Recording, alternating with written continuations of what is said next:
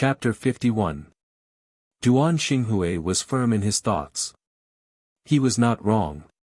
He loved Arya, but why couldn't Arya be considerate of him? If a man had no career and no career that he was proud of, he would be much inferior. Now Duan Xinghui felt a little drunk every day. He felt that his future was confused. Duan Xinghui returned to the Duan mansion with a bottle of wine and met the anxious Mrs. Duan. "Mother, what's wrong?" Duan Xinghui asked Mrs. Duan. Mrs. Duan looked at the decadent Duan Xinghui and her heart was about to break. But there was something more important. She said, Arya went to the princess mansion to make trouble. Duan Xinghui shivered and sobered up. He threw down the wine bottle and turned to the princess mansion. He looked anxious. Even Duan Xinghui himself didn't know why he was so anxious. It was undeniable that he suddenly wanted to see Princess Jiehui. There was a secret thought in his heart. He hoped that Princess Jiehui could plead with the emperor for the sake of their past friendship. When Duan Xinghui arrived at the princess mansion, he saw Arya in green kneeling in front of the princess mansion. The guards at the gate of the princess mansion were looking at Arya vigilantly. There were many people around. At this moment, for some reason, Duan Xinghui didn't even have the courage to lift his foot and walk to Arya. He only felt confused. Ning Shu heard Little Hong say that Arya was making trouble at the gate. She felt bad. She stayed at home, but the people of the Duan mansion always came to make trouble. She felt drunk. Ning Shu touched the whip at her waist. When Xiao Hong saw the princess's action, she knew that the princess was angry. All the guards in the princess's residence had been drilled by the princess. They were used as targets by the princess to practice her whip skills. Ning Shu walked to the gate. She wanted to see what these people were going to do. At that time, they couldn't blame her for being impolite. The moment Ning Shu came out, Duan Xinghui felt as if time had slowed down. He saw Princess Jiehui, who was still wearing her riding clothes with a whip hanging from her waist. Her long ponytail made her look elegant and noble, which made people sigh in admiration. Ning Shu came out and stood on the steps. He carefully looked at Arya, who was kneeling on the ground. Her face was painted with makeup, and her eyebrows were drawn into thin willow leaf eyebrows. She was dressed in silk and satin. Ning Shu could only say that this dress was really ugly. Arya originally had thick eyebrows and big eyes, but she insisted on making her willow eyebrows. Her eyebrows and eyes were not in proportion. Now Ning Shu felt that Arya was not as good as the first time he saw her at the city gate. Looking at the high and mighty Princess Jiehui, her whole body seemed to be shining, especially her flawless face. There were no pearls or jade on her body, but she was so noble that people could not look directly at her. Arya felt more and more inferior in her heart. She thought of what Yuan Dong said. Princess Jiehui should have been Duan Lang's wife, and Duan Lang should have been the prince consort. Yuan Dong said that it was all because of her that Princess Jiehui was angry, and Duan Lang lost his position as the general. Arya wanted to beg Princess Jiehui to not blame Duan Lang anymore. "Princess, do you still remember me?" Arya asked Ning Shu. Ning Shu was speechless. Was it really okay to talk to a princess like this in such a tone? "Princess, it's all my fault. Please don't blame Duan Lang anymore." Arya bitterly shouted to Ning Shu. "Please don't be angry. As long as you don't blame Duan Lang, I will do anything you want." Duan Xinghui, who was standing in the crowd, had a complicated expression on his face. His heart was sour, sweet, bitter, spicy, and salty. He was both touched and embarrassed. Ning Shu, on the other hand, felt as if his balls were about to burst. What the hell did this mean? He felt that he was the villain who broke up the Mandarin ducks. She had never thought of getting involved in this person's love, but these people still insisted on finding her. These words sounded like he was using public office to avenge private wrongs. If he had a temper, he should go find Li Wen. It was Li Wen who gave the imperial edict. Why did he come and make trouble with her? Did he really think that he was a pushover? Ning Shu took the whip from his waist. The male lead had already whipped her. He didn't know how it felt to whip the female lead. How did she become so violent? Not good, not good. Duan Xinghui saw the princess take off the whip. He thought of the pain of the whip on a person's body. It was as if his meridians were broken. Even when he saw the whip now, Duan Xinghui felt that his arm was very painful. Duan Xinghui quickly ran over, hugged Arya who was kneeling on the ground, and dodged to one side to avoid Ning Shu's whip. Ning Shu calmly took back his whip. He had long found Duan Xinghui in the crowd. Tut, tut, he let his woman kneel here and beg for mercy, while he hid aside. This Duan Xinghui's character, tut, tut. Ning Shu really didn't know what made the original owner so persistent about Duan Xinghui. He guessed that she was not reconciled in her heart and got angry. She had to snatch this man. It was good to have someone snatching it, and people were the same. Looking carefully, Duan Xinghui was not a good person at all.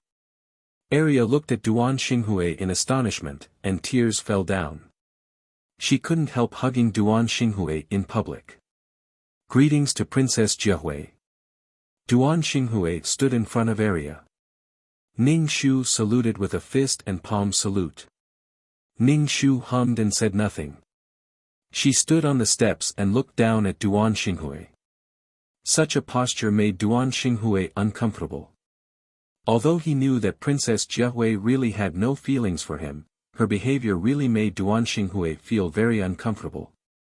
In the past, Princess Jiahui would not do such a contemptuous action to him. Your Highness, this matter has nothing to do with Arya. Why did your Highness do such a thing? Arya is a woman. How can she withstand your Highness's whip?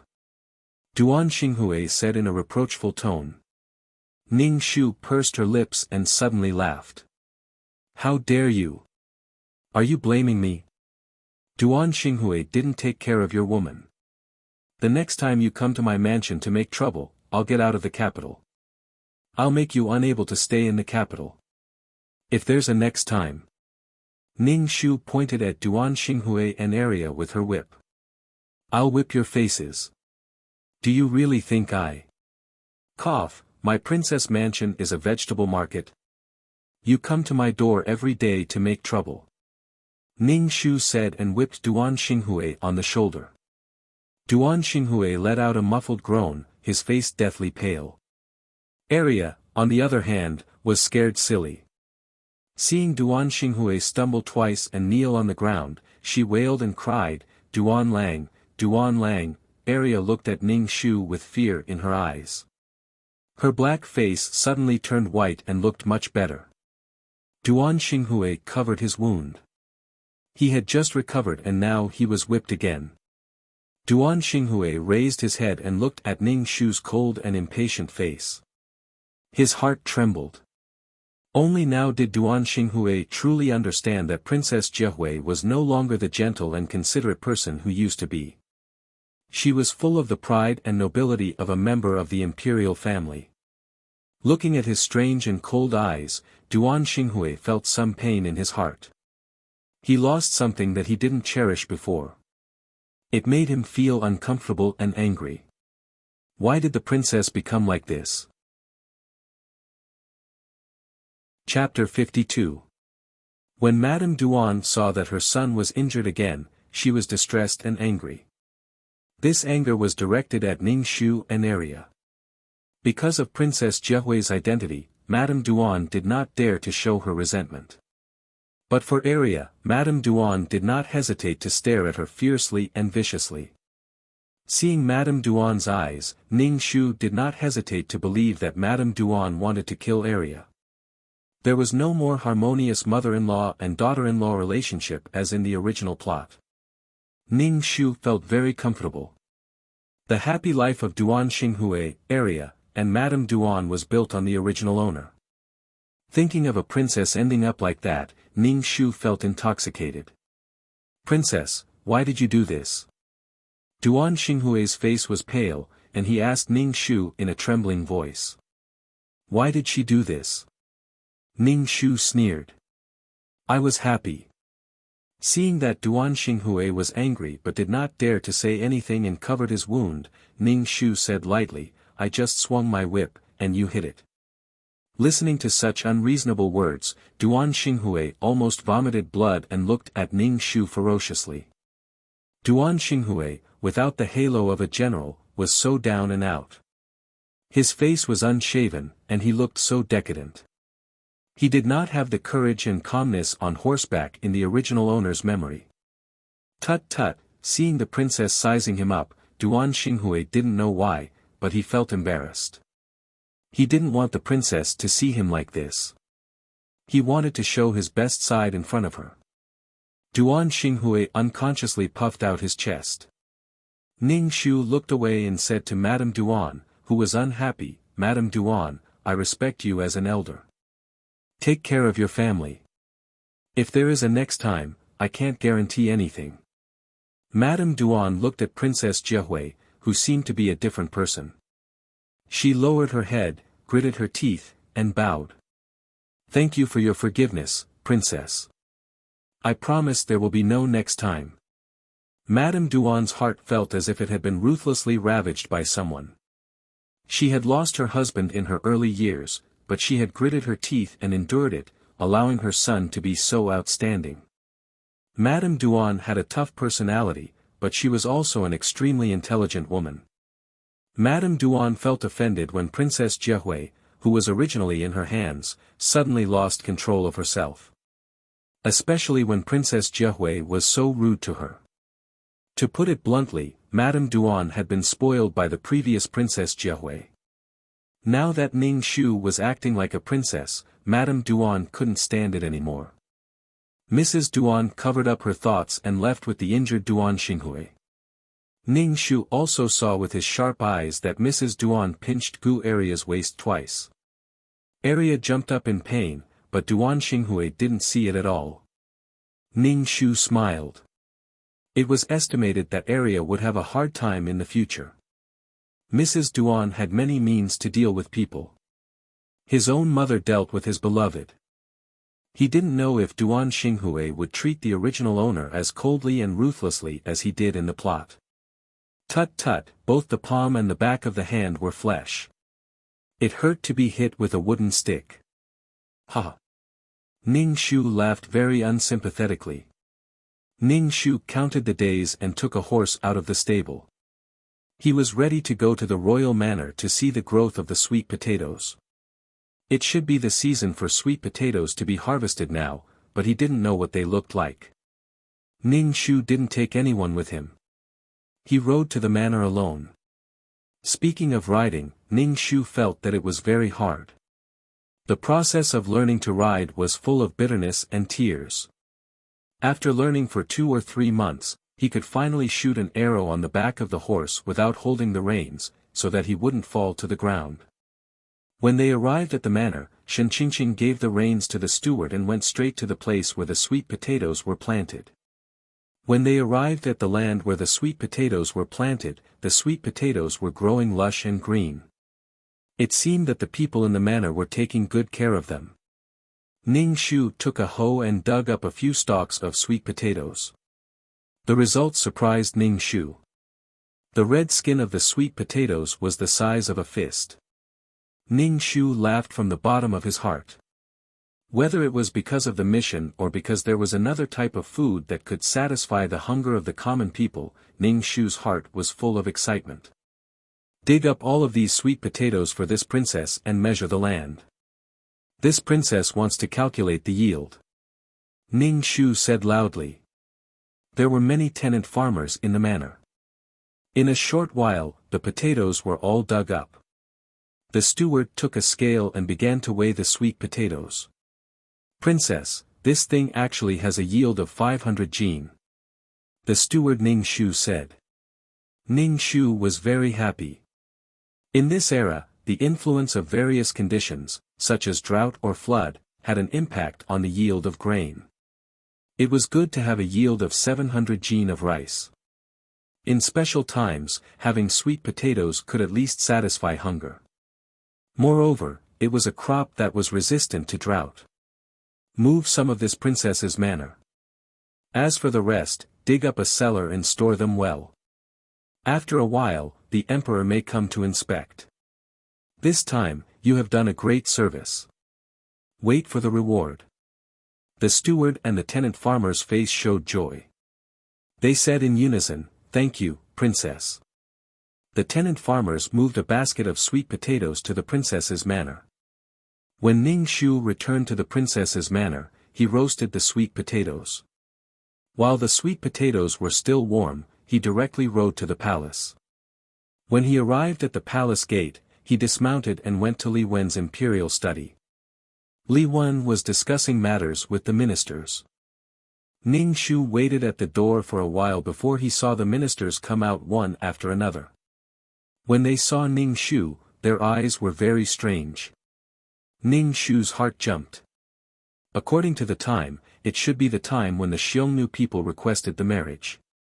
Then what was the meaning of these people's eyes? Could it be that they still wanted to go for the marriage? Fuck. Ning Shu collected his chaotic thoughts and carried the food box in.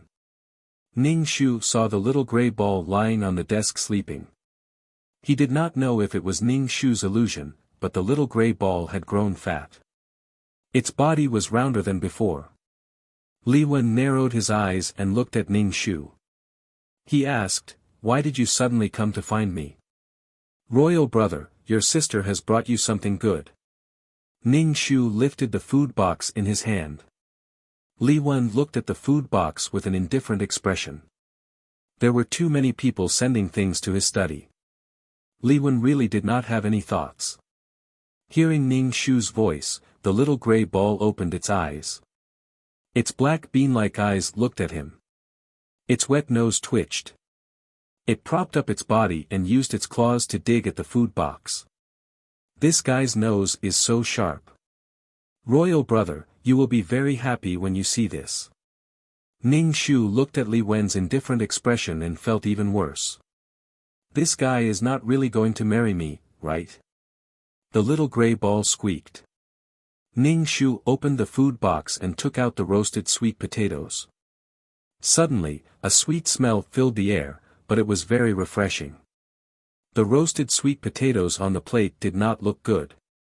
Li Wen narrowed his eyes and looked at the things on the plate. He seemed to have thought of something and looked at Ning Shu with a questioning gaze. Chapter 53. The little gray ball directly fell onto the plate. Ning Shu quickly shook it off and took one to break into two. He ate half of it and handed the other half to Li Wen. Ning Shu's actions were to tell Li Wen that this thing could be eaten and that it wasn't poisonous. Li Wen took the sweet potato. The skin of the sweet potato was still stained with black ash. Li Wen imitated Ning Shu and peeled the skin before eating it. It tasted sweet. Li Wen nodded. What food is this? Ning Shu saw that Li Wen's expression was still interested, so he said, "Brother, I call this thing sweet potato. It's something I found in the manor last time. I've sent people to plant it. The output has reached 500 kilograms, Ning Shu said. This thing can fill one's hunger. Is that so? Li Wen's face revealed anxiety and surprise. Clearly, he understood the use of this thing. Does the manor still have this thing? I got people to keep it well. It's now in the manor's cellar, Ning Shu said. Li Wen nodded and said, I'll leave the palace with you and go to the manor to take a look. All right. Li Wen definitely had to take a look at such a matter that concerned the livelihood of the people. Li Wen and Ning Shu rode straight to the manor with a group of cavalry following behind them. When the emperor went out, he had to have someone by his side. When they arrived at the manor, Li Wen first looked at the potatoes and then at the land where the potatoes were planted. He got someone to measure the land again and the result was the same. Li Wen, who had always been cold, revealed a slight smile. His eyes were very bright as he looked at Ning Shu with a gentler gaze. He said to Ning Shu, "Jiahui, you're very good. Very good." Ning Shu only smiled and said, "I'm very happy to be able to work for you. I know that you have the people in your heart. I'm a member of the royal family and rely on the people to support me. It's only right for me to work for the people." It could be said that the entire noble class was supported by the people, but these nobles still looked down on the people. Li Wen clearly did not expect that Ning Shu would say such words. She was gratified and said, "Jiahui has grown up and is sensible. She's no longer obsessed with those inexplicable matters." Ning Shu sweated profusely. "I'll have to trouble you with the planting in the future." There was a slight smile on Li Wen's face. Her attitude towards Ning Shu was very gentle. The steward of the manor and the tenant farmers know what to do. Actually, I found it by accident. It's not a big deal. It would be great if I could help Imperial Brother. By the way, how did you find out that this thing is edible? Li Wen squinted her eyes and asked. Ning Shu's heart skipped a beat. He couldn't say that she knew. Speaking of which, it's all because of the little gray ball. Sister Chen saw this little thing holding this thing in the woods, and then she tasted it herself. Although the raw one is not as delicious as the cooked one, Ning Shu directly pushed the blame to the little gray ball. Li Wen knew that the little gray ball liked to eat. Li Wen nodded and floated back to the palace. Ning Shu heaved a sigh of relief. She had finally proven her worth in front of Li Wen. She should have hesitated a little when she was asked to go through with the marriage. But Ning Shu's heart was still heavy. Then the next marriage, whether the task could be successful or not depended on this marriage. In fact, the task this time was almost completed. Don't love Duan Xinghui. Well, it was done. Let Duan Xinghui and Area, this pair of bitches, not have a good ending. Well, this was almost the same. If it went on like this, it was estimated that Area and Duan Xinghui would become a resentful couple. There were many obstacles in their love. In the original plot, it was because Area saved a marquis's wife that her status was raised and Madame Duan accepted her. But because of Yuan Dong stirring up trouble in the Duan manor, Area couldn't even go out and had to learn the rules every day. He really didn't know if Area would be bound by the rules and act according to the rules. Would Duan Xinghui still like her? Ha ha ha, sure enough, as Ning Shu expected, it didn't take long for the Xiongnu envoys to arrive in the capital. This time, it was the second son of the Khan, the second prince of the grassland.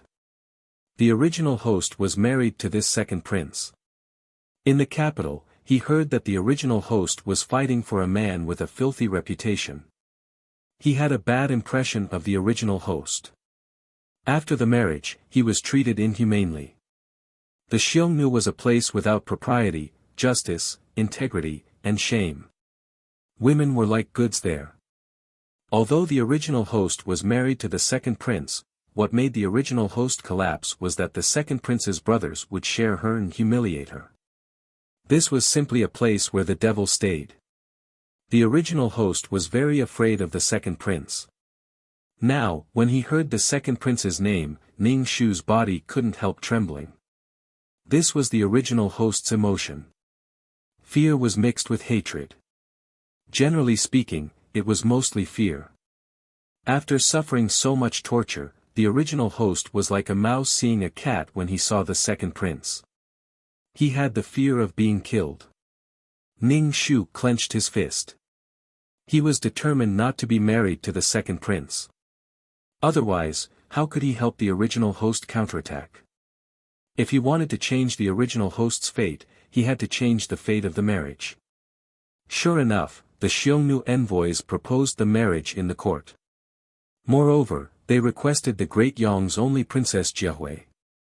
The ministers all said that they wanted Ning Shu to be married, but Li Wen didn't say anything. He seemed to agree, but also seemed to disagree. He didn't say anything, making the Xiongnu envoys somewhat dissatisfied. However, they didn't dare to be presumptuous.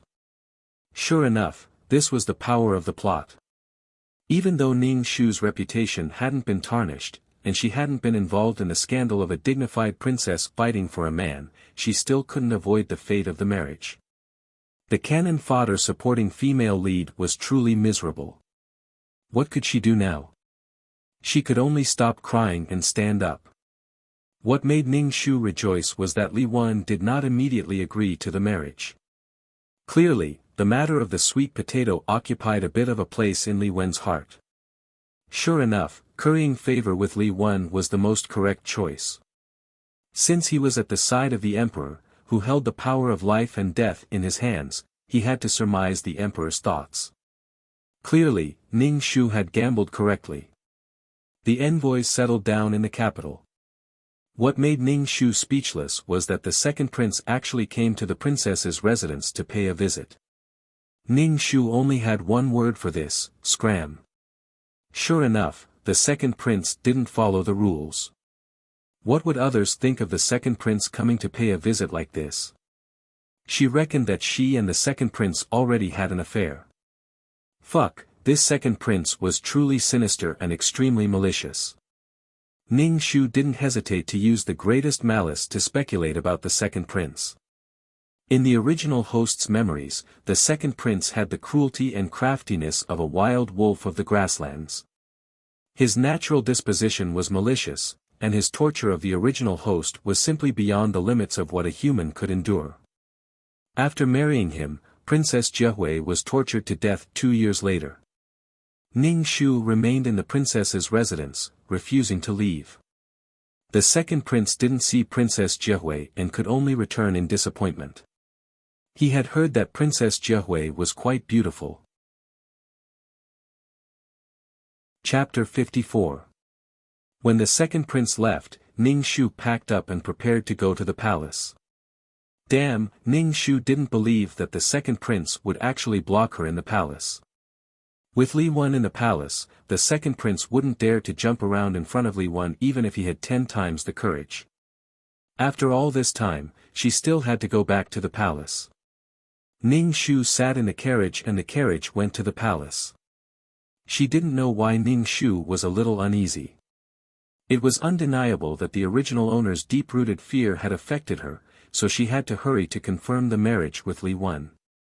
She thought that this task was simple.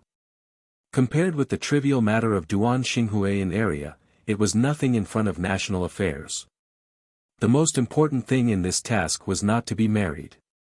Ning Shu was thinking about something when the carriage suddenly stopped. The horse neighed. Ning Shu in the carriage grabbed the wooden frame to stabilize her body and said, "What's going on?" "Princess. Princess, did someone control the horse?" the coachman said with some trepidation. Ning Shu had a bad feeling in her heart. She bit her lips and lifted the curtain. She saw a man holding the reins of the horse, stopping the running horse. Ning Shu saw the man. She didn't feel anything in her heart, but her body trembled in fear. It was the second prince. Damn, Ning Shu endured all kinds of tumbling emotions in her heart. She gritted her teeth and took the whip from her waist to whip the man. However, the second prince actually dodged Ning Shu's whip. He turned over and sat on the back of the horse pulling the carriage, looking at Ning Shu in surprise. Ning Shu's heart sank. The second prince could actually dodge her whip. She had practiced the whip for so long and was very skilled and fast. She had whipped Duan Xinghui twice, but Duan Xinghui didn't dodge. This man was much stronger than Duan Xinghui. "You are Princess Jiahui. Why did you hit me when you saw me?" The second prince looked at Ning Shu with sharp and explicit eyes, with satisfaction in his eyes. Under the second prince's eyes, Ning Shu's body trembled uncontrollably. This was the body's conditioned reflex of fear. She was afraid of this man. "Do you know who I am?" the second prince asked Ning Shu. His voice was very low, with a hint of magnetism, but it gave Ning Shu a creepy feeling. That feeling was like the sound of a snake's skin rubbing against fine sand. Ning Shu coldly snorted and didn't speak.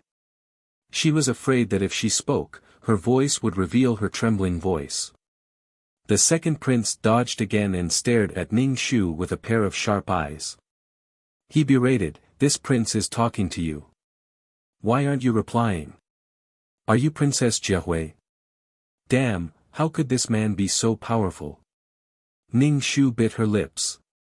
She had to overcome this body's fear of the man in front of her.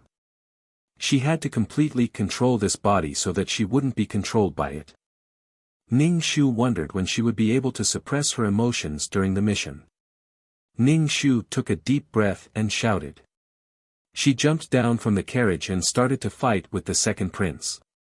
Ning Shu clenched her teeth and swung her whip with all her strength. The whip violently rubbed against the air, creating an explosive sound.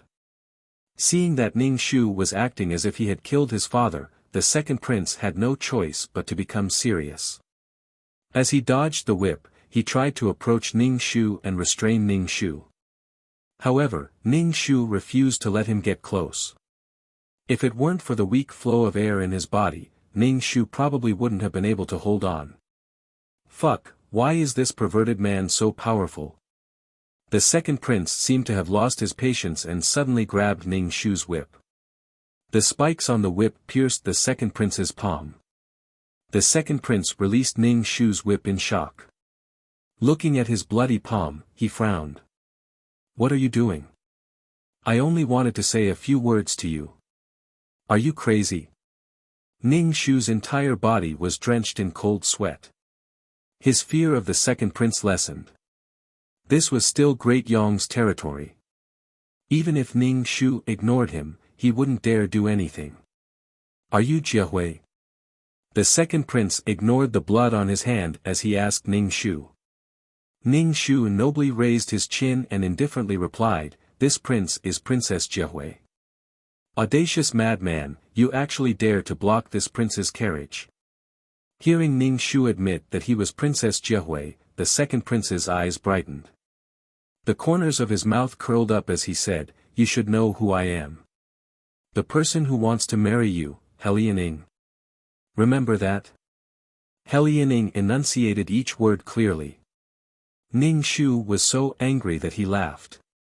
Why did the second prince think that he wanted to marry him? Ning Shu couldn't be bothered to speak with the second prince. He directly boarded the carriage and said to the driver, "Enter the palace." This time, Helianing didn't stop Ning Shu. Instead, she watched until the horse carriage disappeared around the corner. Then, she lowered her head and looked at her own hand. Blood dripped onto the bluestone pavement of the street, splashing into a flower of blood. Princess Jiehui, Li Shuashan. Ning Shu first returned to his palace, Orchid Palace Hall, and was warmly welcomed by Miao Qing. After not seeing her for a while, Ning Shu felt that Miao Qing, this flower, had withered a lot. Guarding such an empty palace hall was no different from the cold palace. Ning Shu didn't have any good feelings towards Miao Qing. Ning Shu had just sat in Orchid Palace Hall for a while when the Empress arrived. When she saw Ning Shu, the first thing she asked was whether he wanted to live in the palace for a long time. Ning Shu nodded, and the Empress smiled. Then, after a few polite words, her face became melancholy. Ning Shu said, "It's a pity that you are going to marry someone. I will persuade your brother not to let you go to that barren place. It's a pity that noble concubine Du's mother's family firmly supports your marriage in the imperial court. How can noble concubine Du be so cruel to let a girl like you leave her hometown?" The battle between the Empress and noble concubine Du had always been fierce.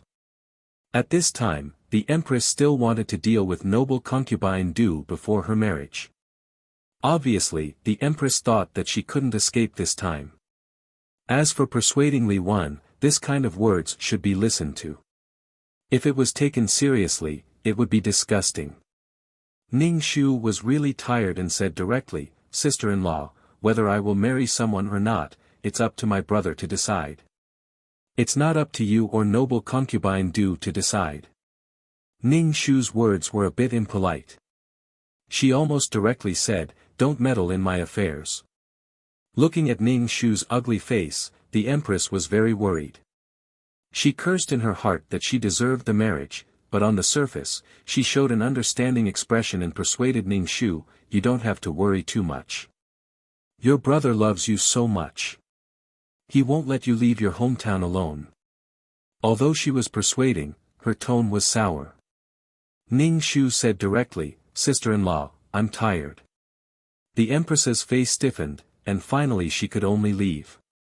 After the empress left, the imperial concubines in the harem all rushed to Orchid Palace Hall. Ningxu was really impatient to see these people.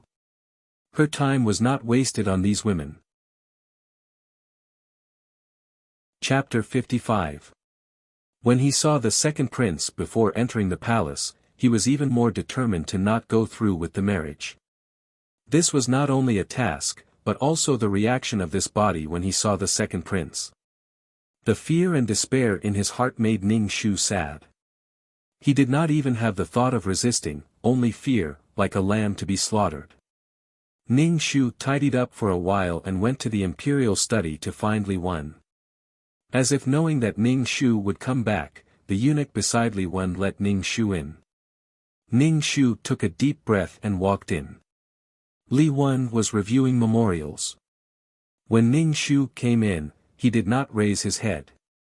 After Ningxu bowed, Li Wen put down the cinnabar pen in his hand, looked at Ningxu and asked, have you eaten? No. Ningxu said honestly, my sister is upset and can't eat. Li Wen said directly, the second prince of the northern desert, Helian, wants to marry you. Our two countries should be on good terms. What do you think? Ningxu sneered. The Xiongnu people were the Xiongnu people. Did they think that the northern desert was high and mighty? Brother, do you want to hear a lie or the truth? Ningxu looked straight at Li Wen. Li Wen raised his eyebrows, just say it. Ningxu knelt on the ground, bit his lips and said, my sister doesn't want to go through with the marriage. Oh, the reason?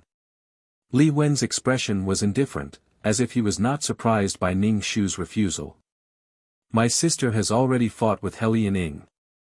He is very powerful, but there is an even more powerful prince above him. Ningxu gritted his teeth and said. When he came to this world, Ningxu knew clearly about the original owner of the body.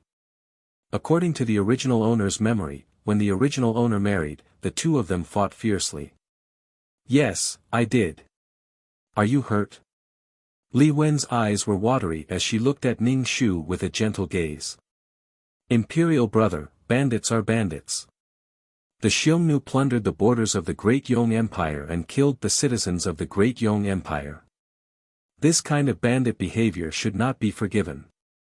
Chen Mei has enjoyed the glory of the imperial family and can marry into the Great Yong Empire to repay the imperial family. However, this kind of behavior will only encourage the other party's arrogance. For the Grand Great Yong dynasty to compromise like this, how can we face the people living on the border? Ningxu gritted his teeth. In addition, this time, the Xiongnu not only want to marry the princess of Great Yong, they also want to scrape away the wealth of the common people. If there is a first time, there will be a second time. Ningxu's tone was filled with grief and indignation. This was no longer an attempt to persuade Li Wen, but rather the feelings of the original owner. The original owner had personally witnessed the people living on the border being captured and enslaved. However, at that time, the original owner had been in hell, painfully struggling. His life was even more miserable than that of the slaves. Li Wen's expression was somewhat cold. It was unknown whether it was because of Ningxu's words or because of other reasons, but the current Li Wen's aura was very cold. The dignity and solemnity of an emperor made Ningxu somewhat unable to breathe. Ningxu clenched his teeth and knelt on the ground. Sonorously and forcefully, he said, Imperial brother, Chen Mei is willing to become Imperial brother's pawn. I want Imperial brother's dynasty to not marry into the Great Yong Empire, to not pay reparations, to not cede land, and to not pay tribute. The Son of Heaven will guard the country's gates, and the monarch will die to protect the country. Li Wen stared blankly, looking at Ning Shu with a complicated expression. He asked, "What do you want to do?" "Chop off the hand that the Xiongnu have extended into Great Yong. If we continue to beat them until they are afraid, Chen Mei is willing to take command of the battlefield and not rest until my death." Ning Shu spoke sonorously and forcefully, even his body trembling slightly. Li Wen's lips curled into a smile. Walking around the desk, he walked in front of Ning Shu. Extending his hand, he helped Ning Shu up. Somewhat unable to stifle his laughter, he said, "Since ancient times, when has there ever been a woman taking command? There were too many. Hua Mulan, Mu Guiying. It seemed that there were no precedents in this world. We will not allow you to marry into the Great Yong Empire. As for the matter of taking command, we will consider it again. Go and have your meal." Li Wen warmly said, appearing somewhat like an older brother. "Jiehui, you have become sensible." Every time he heard Li Wen say that he had become sensible, Ning Shu would sweat profusely. Exiting the imperial study, Ning Shu's entire body was weak and limp, his back covered in cold sweat. He could finally put down the large stone in his heart. Returning to the Orchid Garden Palace Hall, Ning Shu ate a little before lying down on his bed and falling into a deep sleep. After sleeping for an unknown amount of time, he was awakened by Miao Qing, who said that there was a banquet for the Northern Desert's diplomatic mission. Ning Shu took off his light riding clothes and put on the luxurious princess's palace attire that he had not worn in a long time. His head was filled with ornaments, and his clothes were long-sleeved. It was incomparably complicated. Ning Shu felt somewhat unaccustomed to it, feeling as if his neck was about to be bent from the weight of the things on his head. Miao Qing wanted to follow Ning Shu, but how could Ning Shu allow her to do as she wished? He wanted to make sure that she did not see Li Wen. "You will die of thirst." Under Miao Qing's deeply hidden resentment, Ning Shu walked towards the banquet hall. The hall was brightly lit, and the sound of musical instruments poured out from every corner of the hall. Mixed with the intoxicating atmosphere, it formed a flashy and pleasurable atmosphere that made people indulge in. Ning Shu walked into the hall, causing the atmosphere in the hall to become heavy. Everyone looked at Ning Shu. Ning Shu cursed in his heart. These men were enjoying themselves, and using a woman in exchange for peace. Were they still men? "Jiehui, come to me." Li Wen beckoned Ning Shu. Ning Shu ignored the domineering gaze of the second prince from the Northern Desert's diplomatic mission group. He walked to Li Wen, bowed to Li Wen, and then sat down on his own seat. Helian Ying's gaze followed him like a shadow. Ning Shu felt as if there were nails piercing into his body, making him extremely uncomfortable. "What are you looking at?" Helian Ying glared at Ning Shu, and then froze for a moment. Previously, when he was fighting with this fellow, he did not notice. Now that he looked at him, this fellow's appearance was truly wild. His hair was loose, his collar was slightly open, and he wore a necklace strung together with wolf fangs. He had a thin waist and narrow buttocks. His skin was bronze, and his facial features were deep. From head to toe, he was brimming with masculinity and wildness. He was different from the men of the Great Yong dynasty. The men of the Great Yong dynasty were particular about elegance and nobility. TSK. No matter how good-looking he was, it could not hide his scum nature. His personality was wild and cruel. This kind of man was a nightmare for women. Seeing that Ning Shu was sizing him up, second Prince Helianing bared his white teeth at Ning Shu. His eyes were filled with the determination to win. Especially when the other party's cold gaze was sizing him up, Helianing felt the blood in his heart begin to boil. It was like a wild wolf that had found its target, with a cruel gaze and expectation. She was different from the light clothes she wore before. She looked valiant and formidable, and her entire body carried a fierce aura. Now, she was dressed in luxurious clothes, and her expression was cold. Under the contrast of her luxurious clothes, she looked exceptionally proud and noble. Helianing suddenly laughed. Under the illumination of the light, his white teeth reflected a snow-white light, making people feel a chill in their hearts. Liaoning raised his wine cup and drank a cup of wine from Ning Shu, his eyes shining brightly. Ning Shu sneered, turned his head and did not look at him. He also pretended that he did not see Liaoning's toast. Chapter 56. Ning Shu looked at the complacent Liaoning and sneered. How could he be so certain that he would marry Princess Yong? Liaoning was too confident. In any case, Great Yong was a large country. The current Princess Jiahui was not as loathsome as in the plot. Halfway through the banquet, when the dancers had all left, Liaoning stood up from his seat and walked to the center of the hall. His movements were filled with explosive power, as if a cheetah had suddenly leapt out. His masculine face alone could charm many women, but his insides were pitch black. Seeing Liaoning's actions, everyone thought that the main show had arrived. In reality, today's banquet would determine Princess Jiahui's future fate. Liaoning first glanced at Ning Shu, who was sitting there with an indifferent expression and a mocking expression. Liaoning smiled and cupped his fist towards Ning Shu. In a clear voice, he said, "Great Yong's Imperial Majesty, my country is willing to marry Great Yong to form friendly relations." Liaoning looked at Ning Shu. This prince fell in love with Princess Jiahui at first sight. My heart is in love with her. Ning Shu rolled his eyes. What fucking fell in love with her? Ning Shu gave him the middle finger in his mind. What heart is in love with her? Nothing more than taking a fancy to Jiahui's dowry and fief. Immoral. Ning Shu did not even bother to look at Liaoning. He lowered his head and drank his fruit wine, unperturbed. Li Wen's gaze wandered back and forth between Liaoning and Ning Shu. Li Wen's expression was somewhat unsightly, his gaze deep. Li Wen indifferently asked, "Jiahui, what do you think?" "You are in love with the second prince of the northern desert." Li Wen did not even mention Liaoning's name, directly addressing the second prince of the northern desert. Ning Shu stood up, sonorously and forcefully saying, "My younger sister does not like the second prince of the northern desert."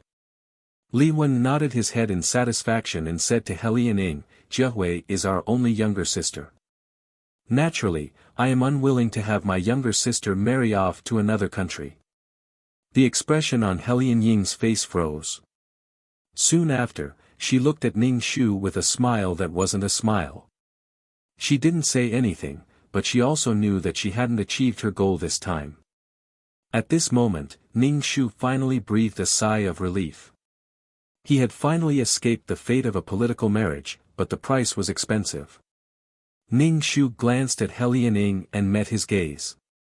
Liaoning's gaze appeared malicious and deep. On the other hand, Ning Shu felt like he was being stared at by Lone Wolf. Ning Shu expressed that he was not afraid of Lone Wolf.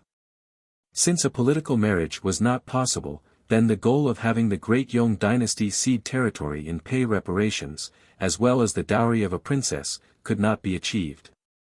Before the Mabe diplomatic mission left, they faced the capital and pointed their fingers, vowing to make the Great Yong dynasty pay the price.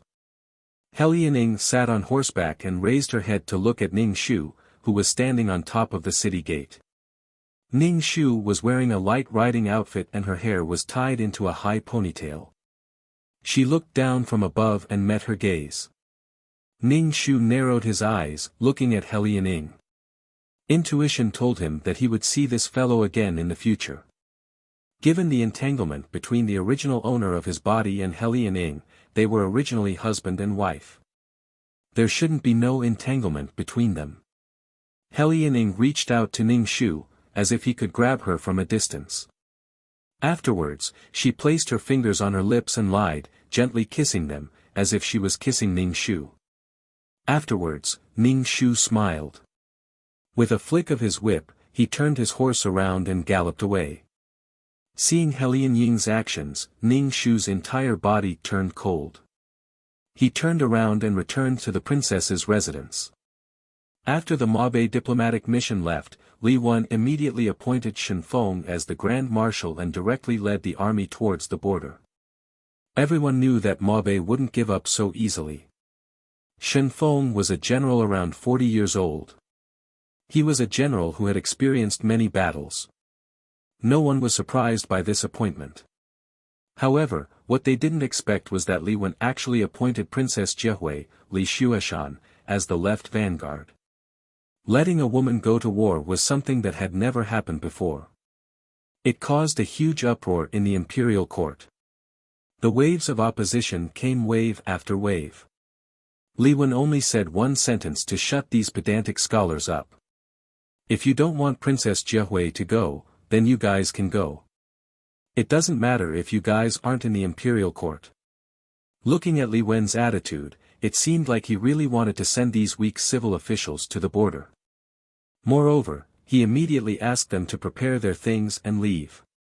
Then, these people were speechless. After shrinking their necks, they didn't say anything else. After Ning Shu received the imperial edict, he immediately started to prepare his things. All the necessities were prepared. Little Red helped Ning Shu organize a lot of things. She asked, "Princess, are you really going to war?" The imperial edict had already been issued. There were even some fake ones. He bragged too much to Li Wen. Now, it was time to redeem his promise. Ning Shu first went to see Shen Feng. Shen Feng didn't have any special opinions about Ning Shu going to war. He only said that there was no distinction between men and women on the battlefield. Ning Shu said that he would listen to the command.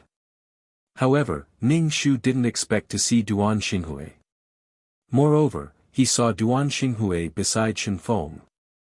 Ning Shu looked at Duan Xinghui in surprise. Shen Feng explained to Ning Shu, "Duan Xinghui is now my bodyguard. I saw that Duan Xinghui is quite capable. He failed the first time because he didn't have any guidance." Well, the male lead was indeed different. He had nobles helping him wherever he went. Moreover, he had become the bodyguard of the Grand Marshal. His contributions on the battlefield were huge. In addition, he had a strong destiny. Was this guy going to rise again?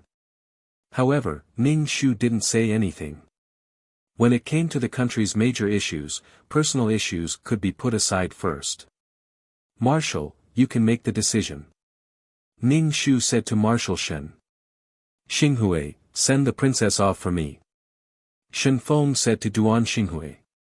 Shen Feng cupped his fist toward Shen Feng and said to Ning Shu, "Princess Jiehui, please." Ning Shu looked at him indifferently and turned to leave. Duan Xinghui followed behind Ning Shu and looked at her long ponytail swinging as she walked. Her posture was elegant and graceful. Seeing that Princess Jiehui didn't say a word to him and ignored him, Duan Xinghui suddenly felt lost. It was undeniable that Princess Jiehui was really outstanding. Thinking that he would be going to the battlefield with Princess Jiehui this time. For some reason, Duan Xinghui's heart actually had a slight expectation. Princess. Duan Xinghui originally wanted to say a few words to Ning Shu, but Ning Shu left the general's residence and directly got on the horse without even looking at him. Duan Xinghui's voice was shattered in the wind. Duan Xinghui was helpless and could only ride back to the Duan residence. Knowing that Duan Xinghui was going to the battlefield, Arya was excited. To be precise, she strongly opposed it. "Duan Lang, did you forget that you were injured last time?" Arya said emotionally, "You were seriously injured last time. Duan Lang, don't go, okay?" Duan Xinghui was helpless and could only say, "I'm a general. I need to stand out. As a soldier, dying on the battlefield is the final destination." Chapter 57.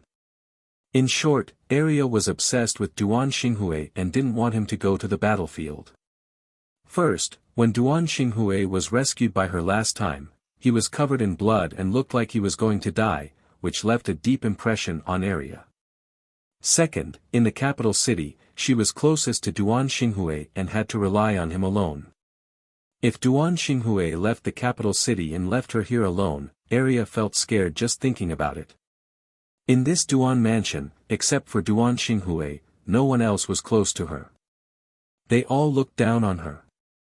There was Yuan Dong, who was full of malice to her, and Madame Duan, who hated her very much. Arya became more and more frightened. She looked timid and was no longer as simple and beautiful as before. Under the torture of Madame Duan, no matter what she did, she would think about whether it was against the rules. Sometimes, when she did something wrong, these old maids who taught the rules were very clever in their means of making people suffer. You still can't forget Princess Jiahui, right? When you heard that Princess Jiahui was going to fight, you followed her. How dare you say it's not because of Princess Jiahui? Tears flowed down her face. The tears washed away the rouge on her face. The dark skin covered by the rouge was exposed, forming a distinct ravine. Duan Xinghui closed his eyes. When he opened his eyes again, he looked at Arya with disappointment and said, "It has nothing to do with Princess Jiahui. I don't have the position of general anymore. Now I have to make a contribution. Duan Lang, it's good. You don't have to take risks." Arya sobbed and begged. Duan Xinghui sighed deeply. He was really depressed. Arya didn't know his ambition at all. Was he going to spend his life like this without accomplishing anything? I have to go this time. I have made a military pledge with the marshal. Do you want to see me beheaded? Duan Xinghui was very impatient when he said this. Arya used to be simple, but now it seemed that it was inappropriate. He didn't know what to think about the overall situation. Arya didn't know what he was thinking at all. He wanted to stand up again with his own strength. Going to the battlefield was a very good and quick choice. Wealth came from danger. Looking at Arya's tears, Duan Xinghui's heart was full of helplessness. Princess Jiahui's cold face appeared in his mind. He seemed to have never seen Princess Jiahui cry in front of him. She disdained to cry in front of him.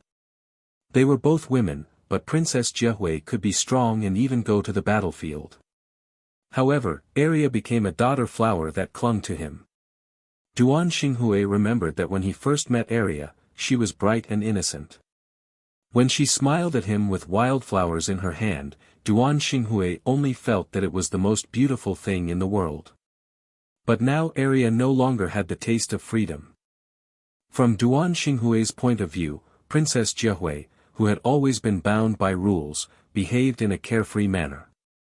Duan Xinghui felt so tired, especially when he looked at Arya who was crying. A word came to his mind inexplicably, "I don't love you." When Madame Duan heard that her son was going to the battlefield, she agreed very much. If she wanted the Duan family to recover its previous glory, she must make contributions. When she saw Arya's bitter look, she felt as if her son was going to die. Madame Duan gritted her teeth with hatred. She wanted to wait until Duan Xinghui left to deal with Arya. Receiving Madame Duan's gaze, Arya's body trembled. She felt even more bitter in her heart. She looked at Duan Xinghui with sadness in her eyes. However, Duan Xinghui couldn't see it. Duan Xinghui was busy going to the battlefield. Arya felt as if her whole body was soaked in ice water. She couldn't speak of her despair and loneliness. When it was time for the army to go to war, Ning Shu was a little excited. He was wearing armor, which was a little heavy. His hair was cut short and tied into a bun. He wore a helmet and a red cloak fluttered behind him in the wind. Ning Shu looked in front of the bronze mirror and felt great. "Princess, you look like a mighty general." Little Red praised, "You should be the most handsome general." "Little girl, you know how to talk." Ning Shu tapped the tip of Little Red's nose and said, "I'm leaving. Take good care of the princess's residence. I will wait for Princess to come back." Little Red said with a little choked up, "Princess, you must come back safely." Ning Shu looked at Little Red's eager eyes, and a strange thought surged in his heart. Little Red looked like she was sending her husband to the battlefield. Ning Shu immediately turned around and left. Oh, under such eyes, Ning Shu almost fled. Princess, you must come back safely. I will wait for you. Little Red waved her handkerchief and shouted to Ning Shu. Ning Shu almost fell down from the horse's back. He quickly grabbed the reins and galloped towards the army's military field. The entire drill ground was filled with an austere and tranquil atmosphere. Flags fluttered in the wind, and every soldier wore armor and held a red-tasseled spear in their hands. At a glance, they were neat and breathtaking. When Ning Shu saw this scene, it was the first time he had seen the cold and cruel beauty of a cold weapon war. Boundless pride surged in his heart. For the family, for the country, for the people. Ning Shu, under the influence of such an environment, had goosebumps all over his body. Boundless pride rose in his heart.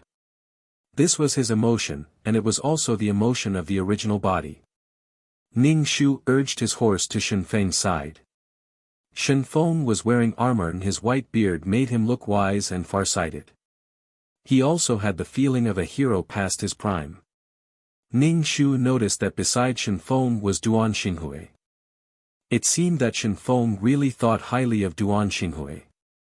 His armor made him look very wise and mighty. He had sword-like eyebrows and starry eyes. He was filled with the beauty of strength. No wonder the original body was so fond of him. Duan Xinghui, who was sitting on the horse's back, was especially filled with a bewitching beauty. The world's darling was really different. Shen Feng only nodded to Ning Shu. This time was not suitable for talking. Ning Shu only swept a glance at Duan Xinghui and then passed him by. Duan Xinghui originally wanted to say hello to her, but the other party looked at him like a stranger. She did not recognize him at all. This made Duan Xinghui's heart stifled. His anger was mixed with helplessness. Dong, dong, dong, around the military field, there was a deep and penetrating sound of drums. The sound of the drums seemed to beat with the rhythm of the heart. It made people's heart excited. With the arrival of the emperor, Li Wen walked up to the high platform of the military field. Li Wen was wearing a black dragon robe embroidered with golden threads. On his head was the crown of the Son of Heaven. The curtain made of round and plump dragon pearls slightly trembled as he walked. This curtain covered Li Wen's face, but it made him look even more noble. Li Wen had an imposing manner that was proud of the world.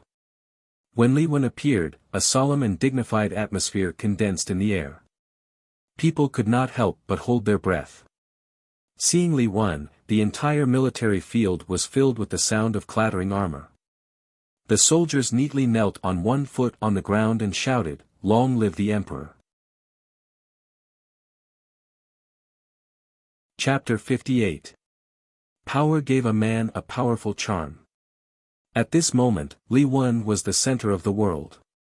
Even Duan Xinghui, the male lead, was inferior in front of Li Wen.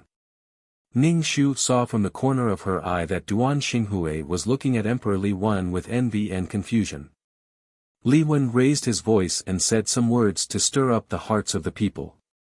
His words were impassioned, causing the soldiers below to howl. They wished they could immediately go to the battlefield and kill the enemy. Ning Shu's eyes twitched.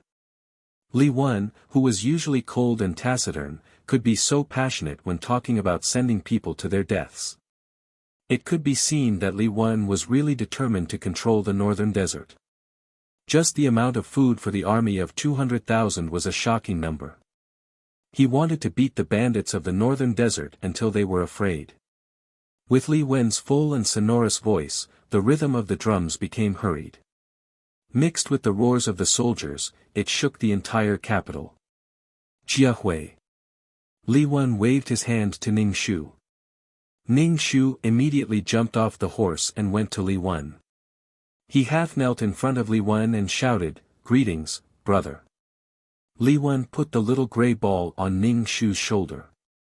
Ning Shu was a little surprised. Li Wen said with his hands behind his back, "This little guy is very sensitive to danger. I tried to feed it some cakes mixed with poison, but it refused to eat. I wanted to throw it into the snake cave, but it ran away. Ning Shu, let it stay by your side, it will be of some use." Li Wen patted Ning Shu's shoulder heavily. It was really heavy. Ning Shu's shoulder was bent. "Come back alive." Ning Shu's nose twitched and he almost cried. It was probably the original owner's emotions. Ning Shu also felt that although Li Wen was cold, he still had some brotherly feelings for the original owner. Ning Shu replied with a nasal voice, "Imperial brother, you should also pay more attention to your body. Your body is everything. Only with a good body can you do a lot of things and fulfill your wish of creating a prosperous era." Li Wen's expression was somewhat complicated as he said, "Go." The little gray ball squeaked and jumped onto Li Wen's body. It was obviously reluctant to let Li Wen go. Its small and sharp claws grabbed Li Wen's clothes and squeaked. Ning Shu was speechless. Li Wen had tormented it like that, but it still couldn't bear to do it. Ning Shu was very unhappy. He walked over and caught the little gray ball. The little gray ball squeaked in Ning Shu's hand. The sound was very sad. It was sad to hear it and shed tears. The army walked towards the gate. Ning Shu sat on his horse and looked at the commoners on both sides of the street sending them off. There were also some family members who looked at their loved ones in the army with tears in their eyes, as well as anticipation and worry. It was tragic and solemn. Ning Shu looked at these scenes and understood more and more why Li Wen wanted to create a prosperous era where the people lived in peace. It was just that this prosperous era had to be constantly fought, even built on blood and bones. It was just to let the world live in peace and happiness. Ning Shu's sharp eyes saw Arya and Madame Duan in the crowd, as well as Yuan Dong. Yuan Dong's head was covered with pearls and jade. She looked exactly like a rich madam, but her expression was very melancholy. Duan Xinghui probably only cared about being entangled with his true love and had neglected Yuan Dong. Duan Xinghui saw his loved ones in the crowd, his mother and his lover. For some reason, Duan Xinghui first glanced at Ning Shu and saw that her face was indifferent, as if she didn't care about anything. Duan Xinghui breathed a sigh of relief in his heart, but it was mixed with an indescribable bitterness and loss. It could only be said that things that couldn't be obtained were good things. In the plot, Jiehui desperately wanted to be with Duan Xinghui, but Duan Xinghui hated her. She was like a dog skin plaster sticking to him. Now that she ignored him, Duan Xinghui felt lost in his heart and all kinds of pretentious mischief arose. Ning Shu only knew how to give Duan Xinghui the middle finger. How could a person be so despicable? After walking for nearly 4 hours, the marching team was completely out of the capital. At this time, the sun had risen very high. It was a little warm on people's bodies, especially when they were wearing armor, which could block the biting cold wind. Looking back, the soldiers following behind were sweaty. Their black faces were somewhat glowing, and hot white smoke came out of their bodies. "Princess, do you want to set up camp?" Shenfeng asked Ning Shu. Ning Shu could see from Shenfeng's expression that he didn't want to set up camp. Speed was the most important thing in war, but Ning Shu asked because of her identity as Princess Jiehui. Ning Shu shook her head and said, "Marshal Shen is the supreme commander. Jiehui should abide by the military rules. Marshal Shen has the final say." They had just left the capital and were about to set up camp. When would they reach the northern region? "Everyone, speed up!" Shenfeng shouted. Once the order was given, the soldiers carrying the flag waved the yellow flag and transmitted the message. Shenfeng no longer had scruples about Ning Shu's identity as a woman. He directly followed the strictest military order and marched until night time before setting up camp. Ning Shu finally breathed a sigh of relief and sat alone in a simple tent. After all, she was a woman, and a princess of a country. There was no reason for her to sleep in the same tent as those men. However, the food was completely the same as ordinary soldiers. Ning Shu was not picky. She ate coarse noodles mixed with meat soup. Only when she was full would she have the strength to fight. Ning Shu felt that she was quite hardworking. In order to complete the mission, she had to put on armor and go to the battlefield. To be honest, Ning Shu's heart was still a little anxious. After leaving the capital, the little gray ball had been very dispirited. It looked at Ning Shu with a pair of depressed eyes. Even when Ning Shu gave half of her food to the little gray ball faced Ning Shu with its butt and looked at the sky with a sad and bright angle. Ning Shu was speechless. It felt so intoxicating. What was this guy doing? Was he so reluctant to part with Li Wen? The little gray ball had a lot more spiritual energy than before. After Ning Shu finished her dinner, she got some water and washed up. After all, she was a woman. It was very inconvenient to be in a group of men.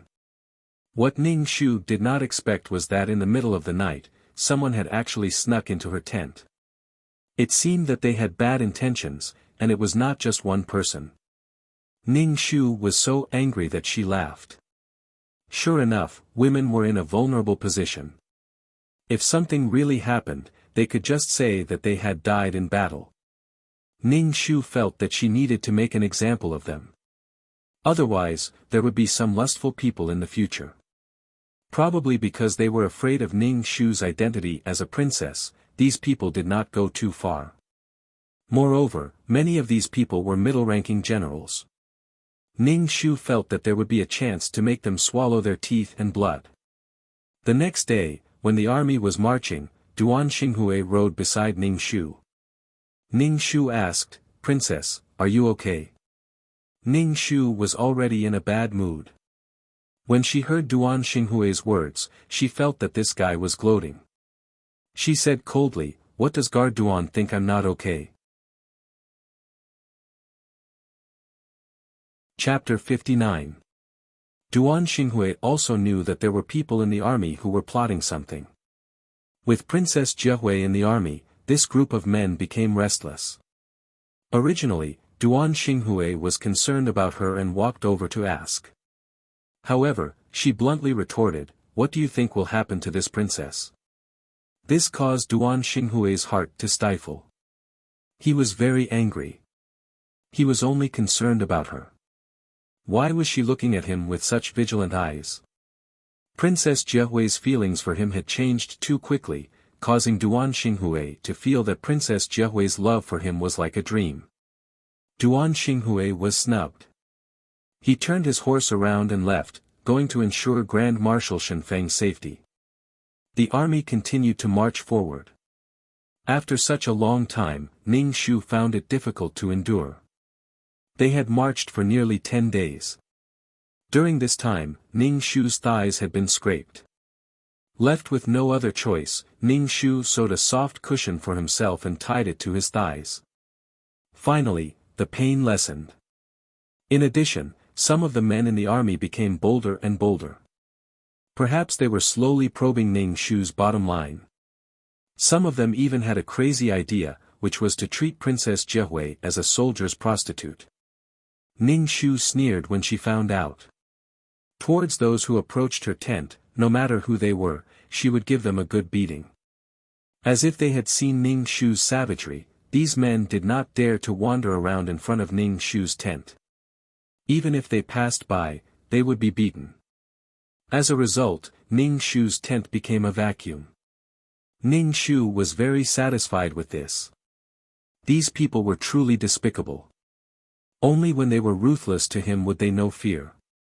The further the army advanced, the more desolate it became. Large tracts of land were uncultivated.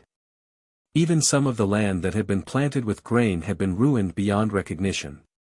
The Xiongnu and Tatars treated the common people of Great Yong's borders as fat sheep. Once their wool grew, they would harvest it. In the winter, when there was no grain, they would harvest it. Ning Shu's heart was filled with indignation. The Xiongnu Tatars were tall and strong, yet instead of working, they only knew how to plunder. Shen Feng's face was also filled with grief. He stroked his somewhat white beard and looked around. He sighed and said, "The people living at the border are really too bitter."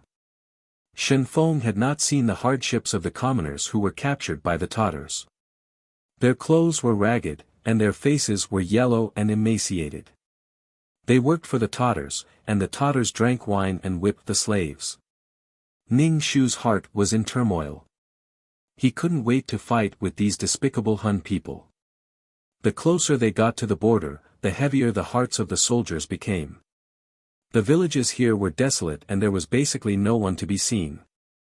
Moreover, the closer they got to the border, the more serious the desertification became. Shen Feng found a desolate village to set up camp.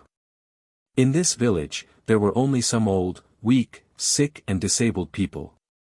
Children who did not have enough clothes to cover their bodies were so cold that their lips had turned purple. Their bodies were covered with some rotten cotton wool, which was simply not enough to cover their bodies. Seeing the army, the people in the village revealed expressions of horror and despair. Even though these soldiers were not wearing Xiongnu clothing, these people were still afraid. Plucking feathers from wild geese, soldiers passing by like combing a comb. This was why these commoners were so panicked and at a loss. Ning Shu felt sour and said to Shen Feng, "Marshal, it's better if we don't enter the village. It's not suitable to disturb the commoners." Shen Feng saw that these people were so frightened that their bodies were trembling. He ordered them to set up camp not far from the village and ordered them not to disturb the commoners. Ning Shu sat in his tent and took off the soft cushion wrapped around his legs. After such a long march, the saddle had already worn out his thighs. Fortunately, there was still a soft cushion, so it did not worsen. Ning Shu sprinkled some medicinal powder on the reddened areas. Suddenly, his ears twitched. He seemed to have heard a woman's cry for help. Ning Shu quickly came out of the tent. At this time, the sky was a little dark. Ning Shu seemed to have heard the sound of horses' hooves. Ning Shu stepped on the trunk and directly climbed up a tree. He looked into the distance and saw less than 20 Xiongnu Tatars riding horses on a dusty road not far away. They were teasing a woman who was running with all her might in front of them. Each of the men's faces revealed extremely cruel and playful smiles. They had the interest of a cat playing with a mouse. Ning Shu circulated his qi and jumped down the tree. He walked directly to the largest tent. He entered the tent and said to Shen Feng, "Marshal, there are traces of Tatars ahead. I hope that Marshal can send a team of soldiers to this general." When Shen Feng heard this, he asked the general in the tent, "Who is willing to go with the left vanguard?" Princess Jiahui's status was the highest after Shen Feng, and these men were not willing to submit to a woman. Seeing these people's attitude, Ning Shu swung his whip and said, "Come with me. If you don't, I'll whip you to death." First, Duan Xinghui stood out. Shen Feng sent a team of nearly 100 people to Ning Shu and they went in that direction. When they arrived at their destination, Ning Shu saw that these Xiongnu Tatars had actually grabbed the woman and torn her clothes, revealing her white body. A circle of Xiongnu Tatars surrounded the woman.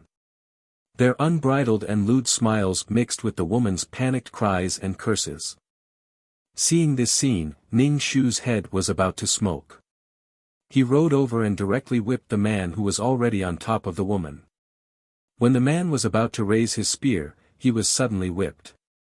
Moreover, it was on his back. He immediately felt pain in his body. Then, he felt his body go numb. Ning Shu's whip directly injured the man's spine. For a moment, he was unable to move. Everyone was shocked by this sudden situation. They stared blankly at the person who had injured the man with the whip. Their eyes were filled with amazement and fear. Ning Shu took advantage of the fact that no one was paying attention.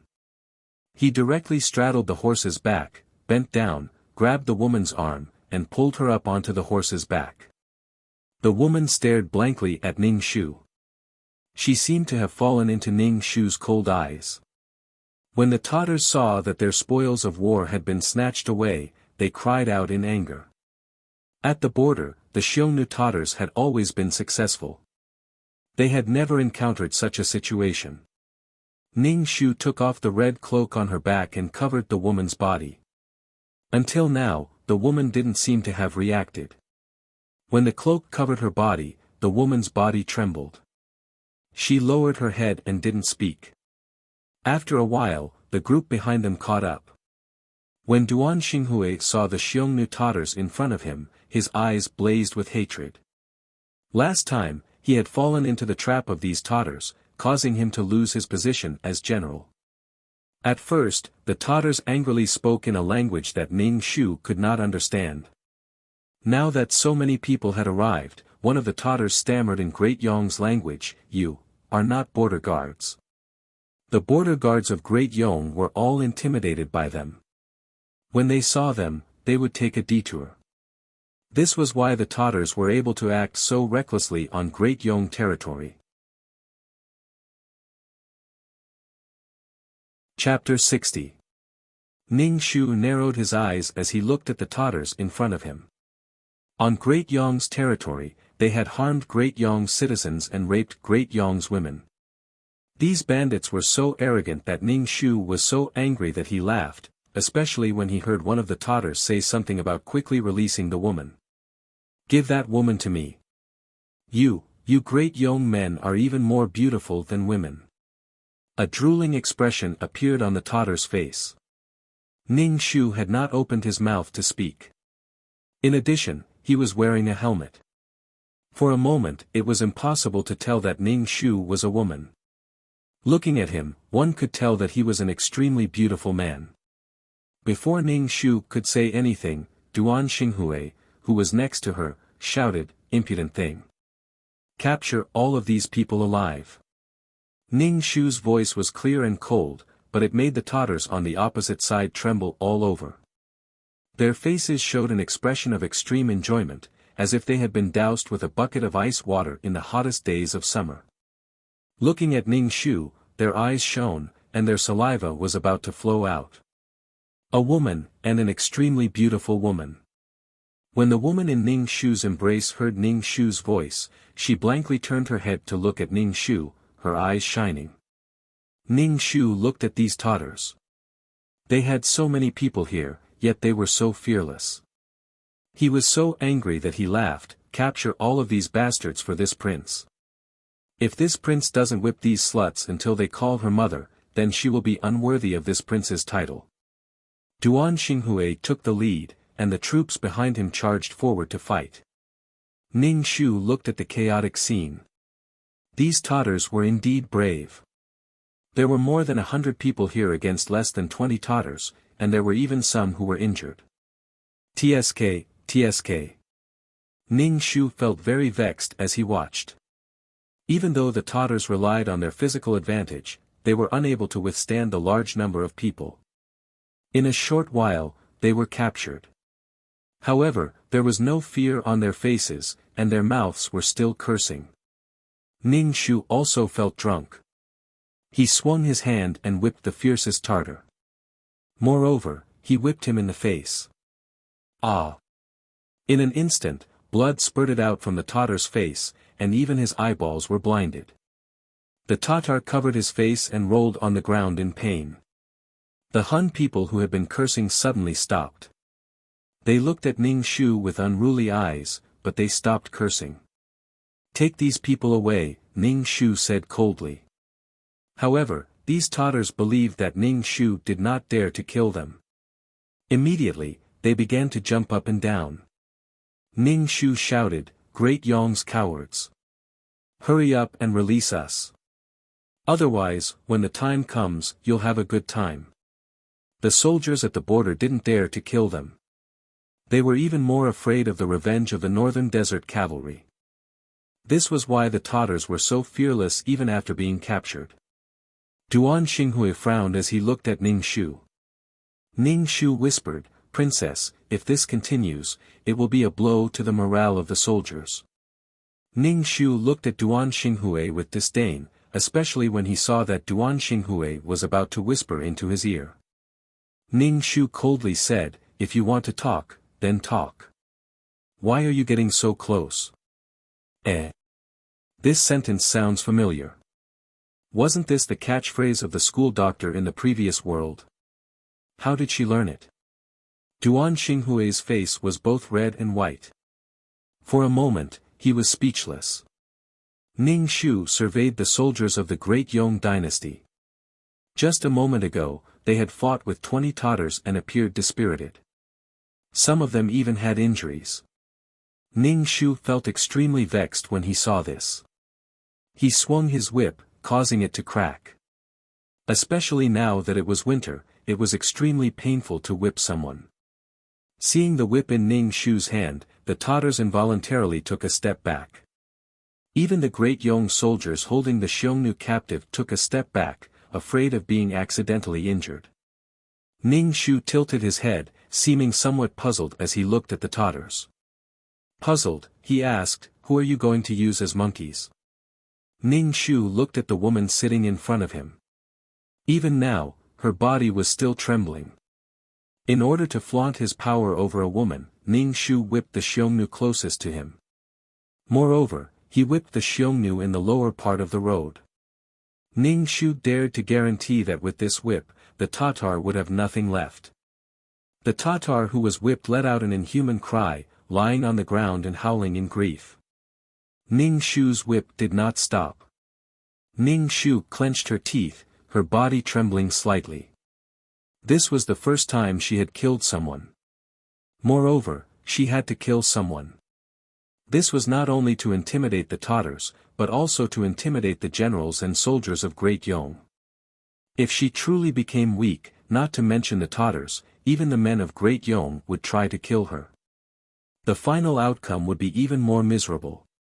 Being treated as a soldier to vent his lust, the heavens were high and the emperor was far away. At this time, her status as a princess did not have any deterrence.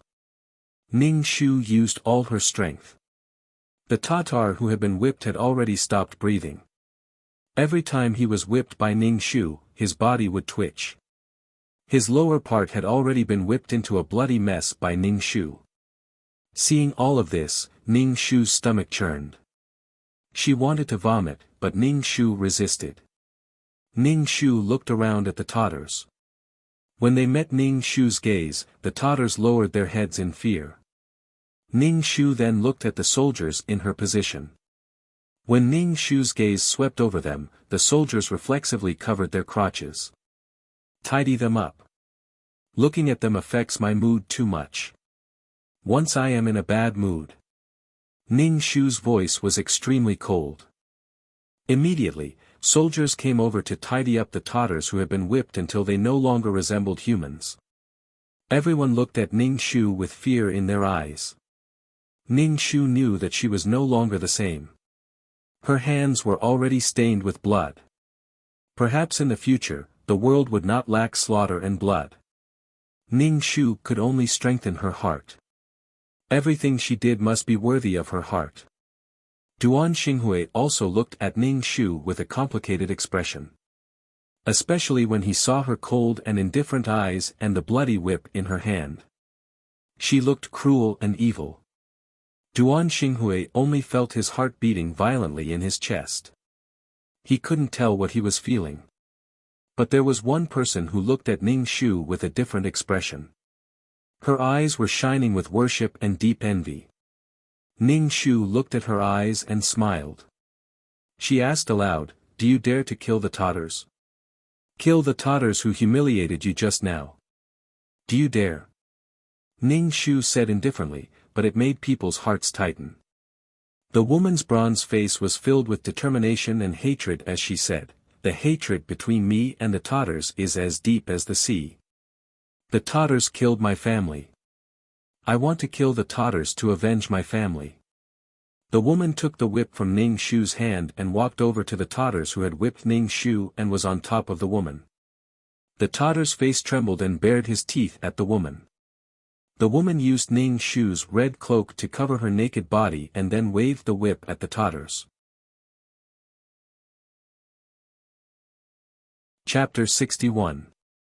In the end, the Tatar was whipped to death by the woman. Perhaps it was because Ning Shu had set a bad example, or because the woman hated the Tatar who had violated her to the bone, but the first lash of the whip was aimed at the Tatar's crotch. This was a man's weakest spot. Being whipped meant losing half of one's life. Here, other than Ning Shu, all the men felt a chill in their crotches. Looking at the mangled Tatar below, even the soldiers of the great Yong dynasty felt a chill run down their spines. After the Tatar died, the woman suddenly burst into tears. Her cries were heart-wrenching as she called for her father and mother. Immediately wiping away her tears, she walked in front of Ning Shu and knelt down with a plop. Raising the whip with both hands, she presented it to Ning Shu. However, because of this action, the cloak on her body could not cover her body, revealing her naked body. However, these men all lowered their heads in unison, not daring to look. What had happened just now had shattered the courage of these men. Ning Shu took the whip and looked at the woman in front of him. Her skin had the characteristics of the borderlands. It was somewhat dark, but her hair was very thick. She could not be considered beautiful, but her thick eyebrows gave her an unswerving determination. "General, let me follow General and go into battle to kill the Tatar." Ning Shu pleaded. "I already have no place to go. The Tatar killed my family and destroyed my home." Ning Shu extended his hand and pulled her onto his horse. He asked, "What is your name?" "You will follow by my side." "I, your servant, commoner, lowly one." The woman did not know how to address herself. Her face was both black and red. "You can directly address me as your servant. In the future, you will follow by my side. You can address me as princess." Ning Shu actually wanted to have a woman by his side. It was quite convenient. "Princess." The woman looked at Ning Shu in shock. She clearly did not expect that a princess of a country would come to the borderlands to fight. "Princess, please bestow a name. Your servant's life is given by princess." Ning Shu spoke sonorously and forcefully. Her voice was extremely solemn and firm. A smile appeared on Ning Shu's face. Who said that women were inferior to men? Perhaps they were inferior to men in terms of physical strength, but don't underestimate a woman's tenacity. "From today onwards, you will follow me. You will be named Kai Sang." Ning Shu was quite happy.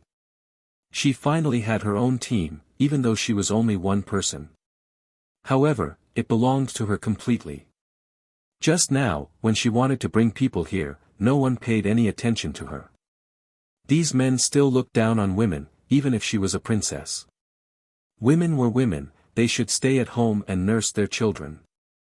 The battlefield was for men to play. Kai Sang was very respectful to Ning Shu. She went to the side to put on her clothes and did not sit with Ning Shu. Instead, she led the horse for Ning Shu. "Take these Tatars back and interrogate them properly."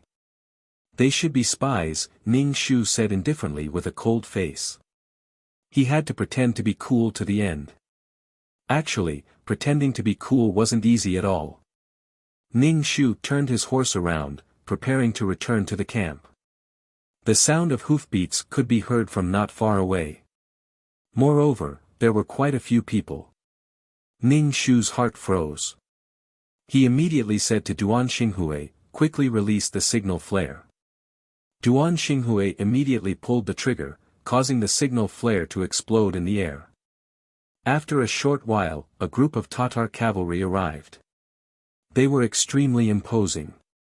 Their horses were fat and strong, and they kicked up a large cloud of dust. Just this imposing manner was enough to cause the people of Great Yong to panic.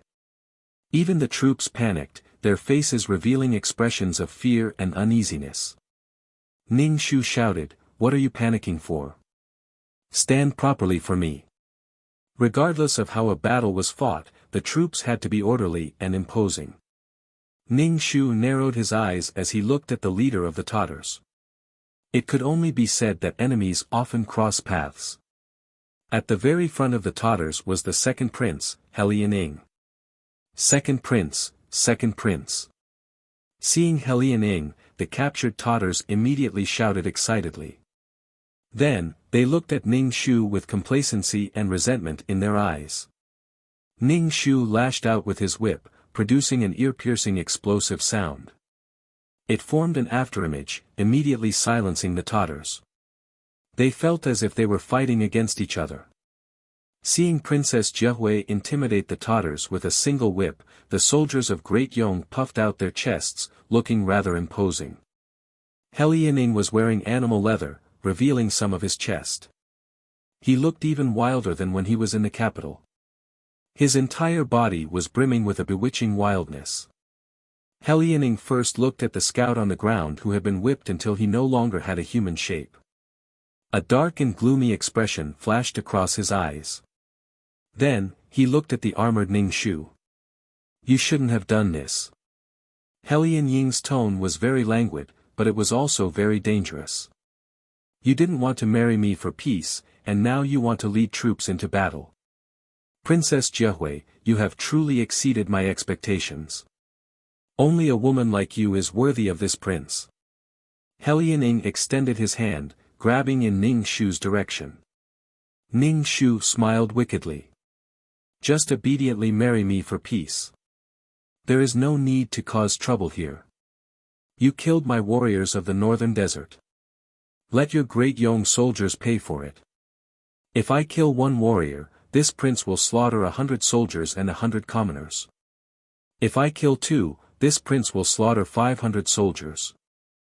Helian Ing bared his teeth, his eyes flickering with a cold luster. Helian Ying's voice, mixed with the cold wind, reached everyone's ears, causing them to shiver involuntarily. Princess Jiahui, come with this prince. Helian Ing looked at Ning Shu. If you come with me, I will release this group of people. Princess, let this general go and fight. Duan Xinghui's expression was unsightly as Ning Shu pleaded. Withdraw. Ning Shu reprimanded. Duan Xinghui's face was filled with unwillingness as he looked at the languid yet extremely dangerous Helian Ing. Are you saying that you want to come with me? A smile appeared on Helian Ying's face, his expression somewhat joyous. Ning Shu extended his hand. You are the first woman that this prince has admired, and also the woman that is most worthy of this prince. Ning Shu wanted to vomit in this man's face. So cool. Does he really think that he is so great? Ning Shu sneered. With a flick of his whip, he lashed out at the lower part of a Tatar captive. The Tatar captive was whipped to death. Ning Shu's movements were too fast. Even Helian Ing was stunned for a moment. He immediately gripped the reins tightly, looking at Ning Shu with a malicious expression. Princess Jiahui, do not attempt to infuriate this prince. The soldiers of Great Yong all looked at Ning Shu in astonishment, feeling as if they were looking up at a lofty mountain. Ning Shu ignored Helian Ying's unsightly expression, saying, This is the fate of those who humiliate the women of Great Yong. This prince will whip every single one of them to death, especially you bandits who steal Great Yong's provisions and prey on Great Yong's people. If this prince does not whip these human-faced animals to death, then this prince is not Great Yong's princess. Lacking propriety, righteousness, integrity, and shame. This prince would rather die than marry into Great Yong. Helian Ing, who do you think you are to make this prince follow you? Chapter 62. Do you people of the northern desert not even have a bronze mirror? Why don't you take a look at yourselves? Without a bronze mirror, take a piss and look at your own reflection. Do you really think that you are the best in the world? Ning Shu scolded with great pleasure. Every time he saw Helian Ying's expression, as if it was his honor to have taken a fancy to him, Ning Shu felt his balls ache. He looked like an idiot. After being scolded by Ning Shu, these burly Tatar men felt their blood boil. Each of them stared at Ning Shu with wide eyes, wishing that they could eat Ning Shu alive. Ning Shu sneered, but his mind was filled with curses. What the hell was Shen Feng doing? Why hadn't he come after such a long time? He was only a few steps away. Ning Shu's heart sank. If he didn't deal with these people when he returned alive, there would be many more such incidents in the future. He Lianing didn't even care about her image, cursing like a shrew on the streets.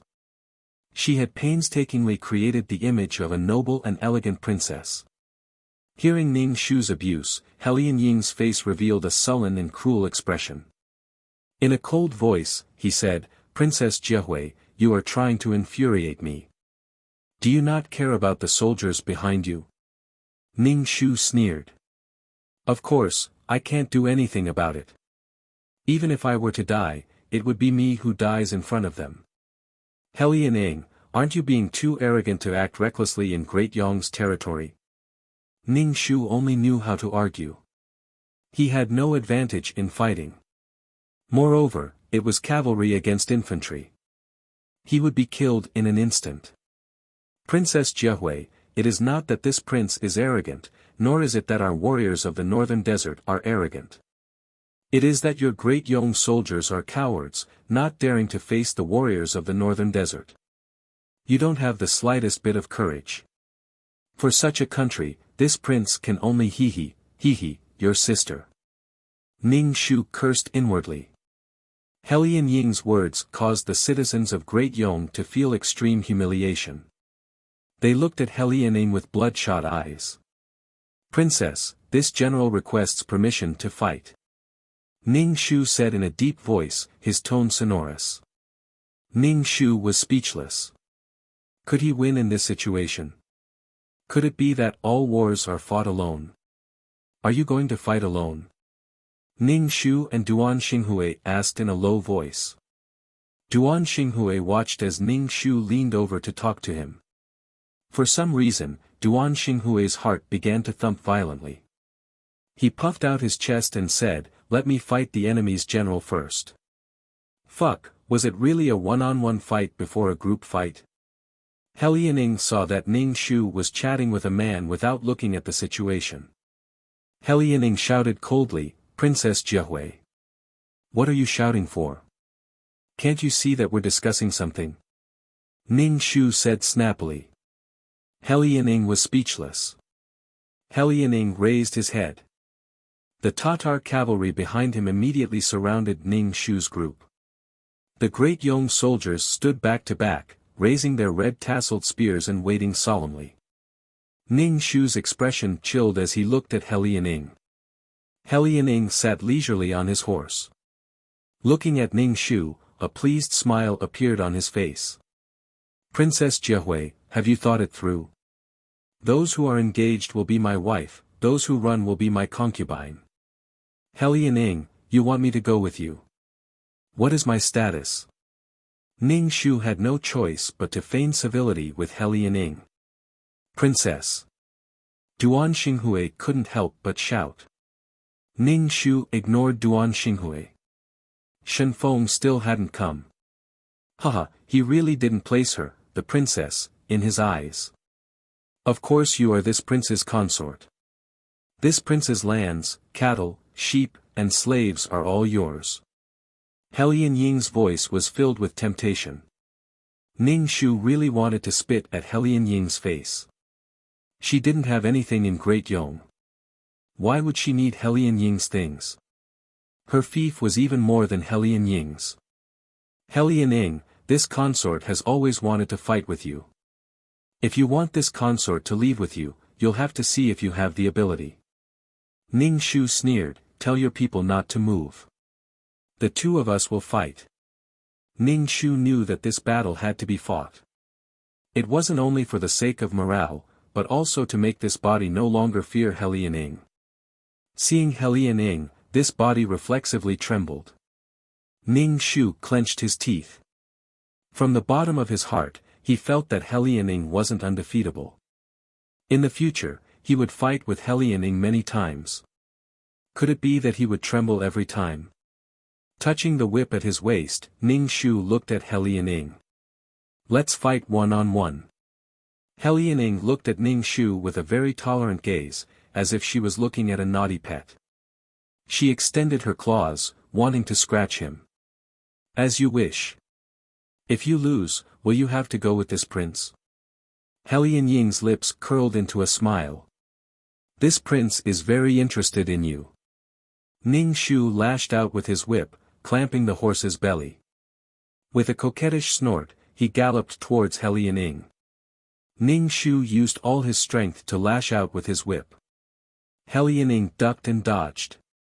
Ning Shu had to control his trembling body while fighting with He Lianing. He Lianing originally wanted to tease Ning Shu. However, seeing Ning Shu's grave expression, she showed no mercy. He Lianing's heart also became cautious. She drew out the broadsword at her waist, blocking Ning Shu's sharp whip. Duan Xinghui watched from the side, very worried. His lips were tightly closed, his gaze following He Lianing's figure. Especially when he saw He Lianing's sparkling eyes looking at Princess Jiehui, Duan Xinghui felt very uncomfortable, very uncomfortable. He Lianing laughed heartily. Her voice was low and sexy, carrying a swift and fierce aura with it. She wrapped Ning Shu's whip around her saber, grabbed Ning Shu's whip, and pulled Ning Shu in front of her. Ning Shu was speechless. Feeling the hand around her waist, she felt very disgusted. It was as if a caterpillar had landed on her skin. Ning Shu struggled with all her might, but she couldn't break free. Moreover, her nose was filled with a wild smell. Let go of this princess. Ning Shu coldly rebuked. He Lianing met her clear and cold gaze. It was clear and cold, like a snow lotus swaying in the wind on a snowy mountain. Dishonest little wild cat. He Lianing said in a low voice, tightly hugging Ning Shu's waist. Fuck, did she have to disgust people to death? He Lianing, this slut, was definitely the biggest obstacle to her completing this mission. You damned Tatar, let go of Princess Jiehui. Duan Xinghui shouted. His expression was anxious and unsightly. He Lianing didn't pay any attention to Duan Xinghui. Instead, she looked at Ning Shu. Ning Shu sneered and raised her leg to kick He Lianing's lower part. He Lianing's legs clamped down on Ning Shu's legs, making it so that Ning Shu couldn't move. Then, she lowered her head to look at her colorful face. He Lianing looked meaningfully at Ning Shu. Fuck, Ning Shu's embarrassment turned into anger. The heavens gave men strong bodies, but they used this strength on women. What kind of morality was this? He Lianing was using strength to crush her. Ning Shu took a deep breath. She was someone who had practiced exceptional martial arts. Ning Shu used all her strength to raise her knee and kick He Lianing's lower part. Chapter 63. Ning Shu originally wanted to give He Lianing a kick that would end her descendants. However, He Lianing quickly dodged, while Ning Shu broke free from He Lianing's control. Taking advantage of the situation, he lashed out with his whip at He Lianing's body. Caught off guard, He Lianing was struck by the tail of the whip. Immediately, she felt a burning pain on her arm. He Lianing's complexion changed, turning pale. Even her forehead broke out in a cold sweat. Ning Shu mounted his horse. Seeing He Lianing's appearance, he could not help but proudly ask, "How does it feel? Does it feel like you're in ecstasy?" This prince's whip has been soaked in chilly water and added a strong ingredient. How does it feel? Moreover, you have already been poisoned. He Lianing's handsome eyebrows creased, her face twitching. Afterwards, Ning Shu smiled, revealing his sinister teeth. This prince likes this style. Ning Shu's eyelids twitched. This He Lianing was truly perverted. Even in this state, she could still chat cheerfully and wittily with him. Second prince. Hearing Ning Shu say that the whip was poisoned, the people behind He Lianing became very worried. They looked at Ning Shu with sinister eyes. Despicable woman from Great Yong. These Tatters had the nerve to call her shameless. No matter how shameless she was, she could not be more shameless than these Tatters who burned, killed, and pillaged. How could these rats be qualified to call others shameless? Helianing ignored the worries of her subordinates. Instead, she faced Ning Shu, licking her lips with her tongue.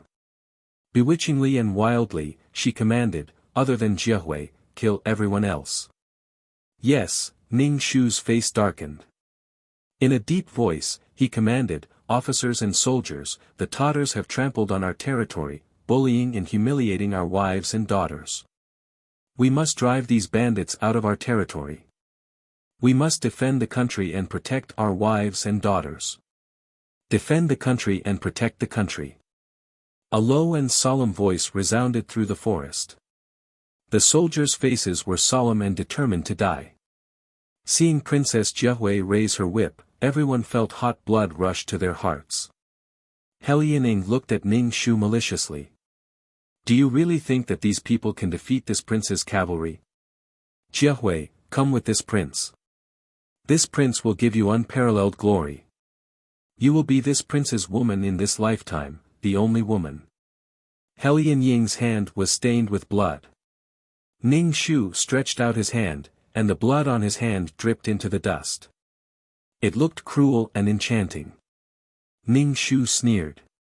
Facing the Tatar cavalry charging towards her, she threw out her whip and wrapped it around the Tatter's neck. The Tatter's neck was immediately dripping with blood. After struggling for a while, he stopped breathing. Helianing, this princess is Great Yong's princess. This princess glory will be given by Great Yong.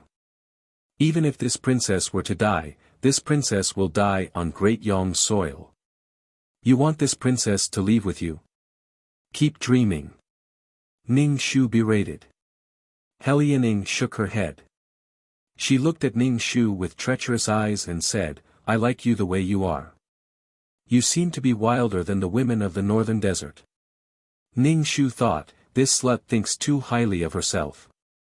The sounds of weapons colliding, blood spurting, and swords piercing bodies could be heard.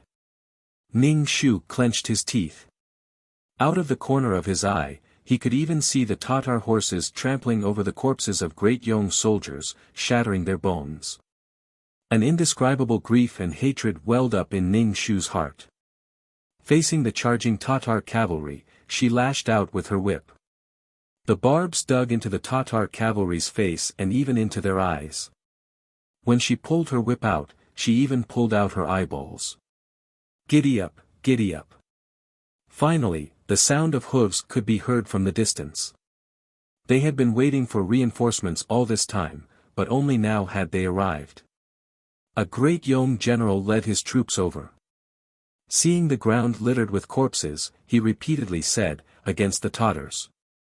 Helianing didn't bring a lot of cavalry. Faced with so many people, Helianing looked at Ning Shu, whose face was covered in blood and only her bright eyes could be seen. Helianing then said to her subordinates, come back. The Tatar cavalry immediately retreated behind Helianing, solemnly awaiting Great Yong's arrival. Ning Shu touched the fresh blood on his face. The thick smell of blood assaulted his nose, making him feel nauseous. Ning Shu did not dare to be careless. He looked at Helianing, the hand holding the whip trembling slightly. Helianing smiled leisurely at Ning Shu. He was clearly injured, but other than his face being pale, he did not seem to feel any pain. Truly ruthless, so ruthless even to herself. Helianing pointed at the captured Tatters and indifferently said, release the warriors of the northern desert. Ning Shu was so angry that he laughed. What kind of situation was this? He could not help but say, so what if I don't release them?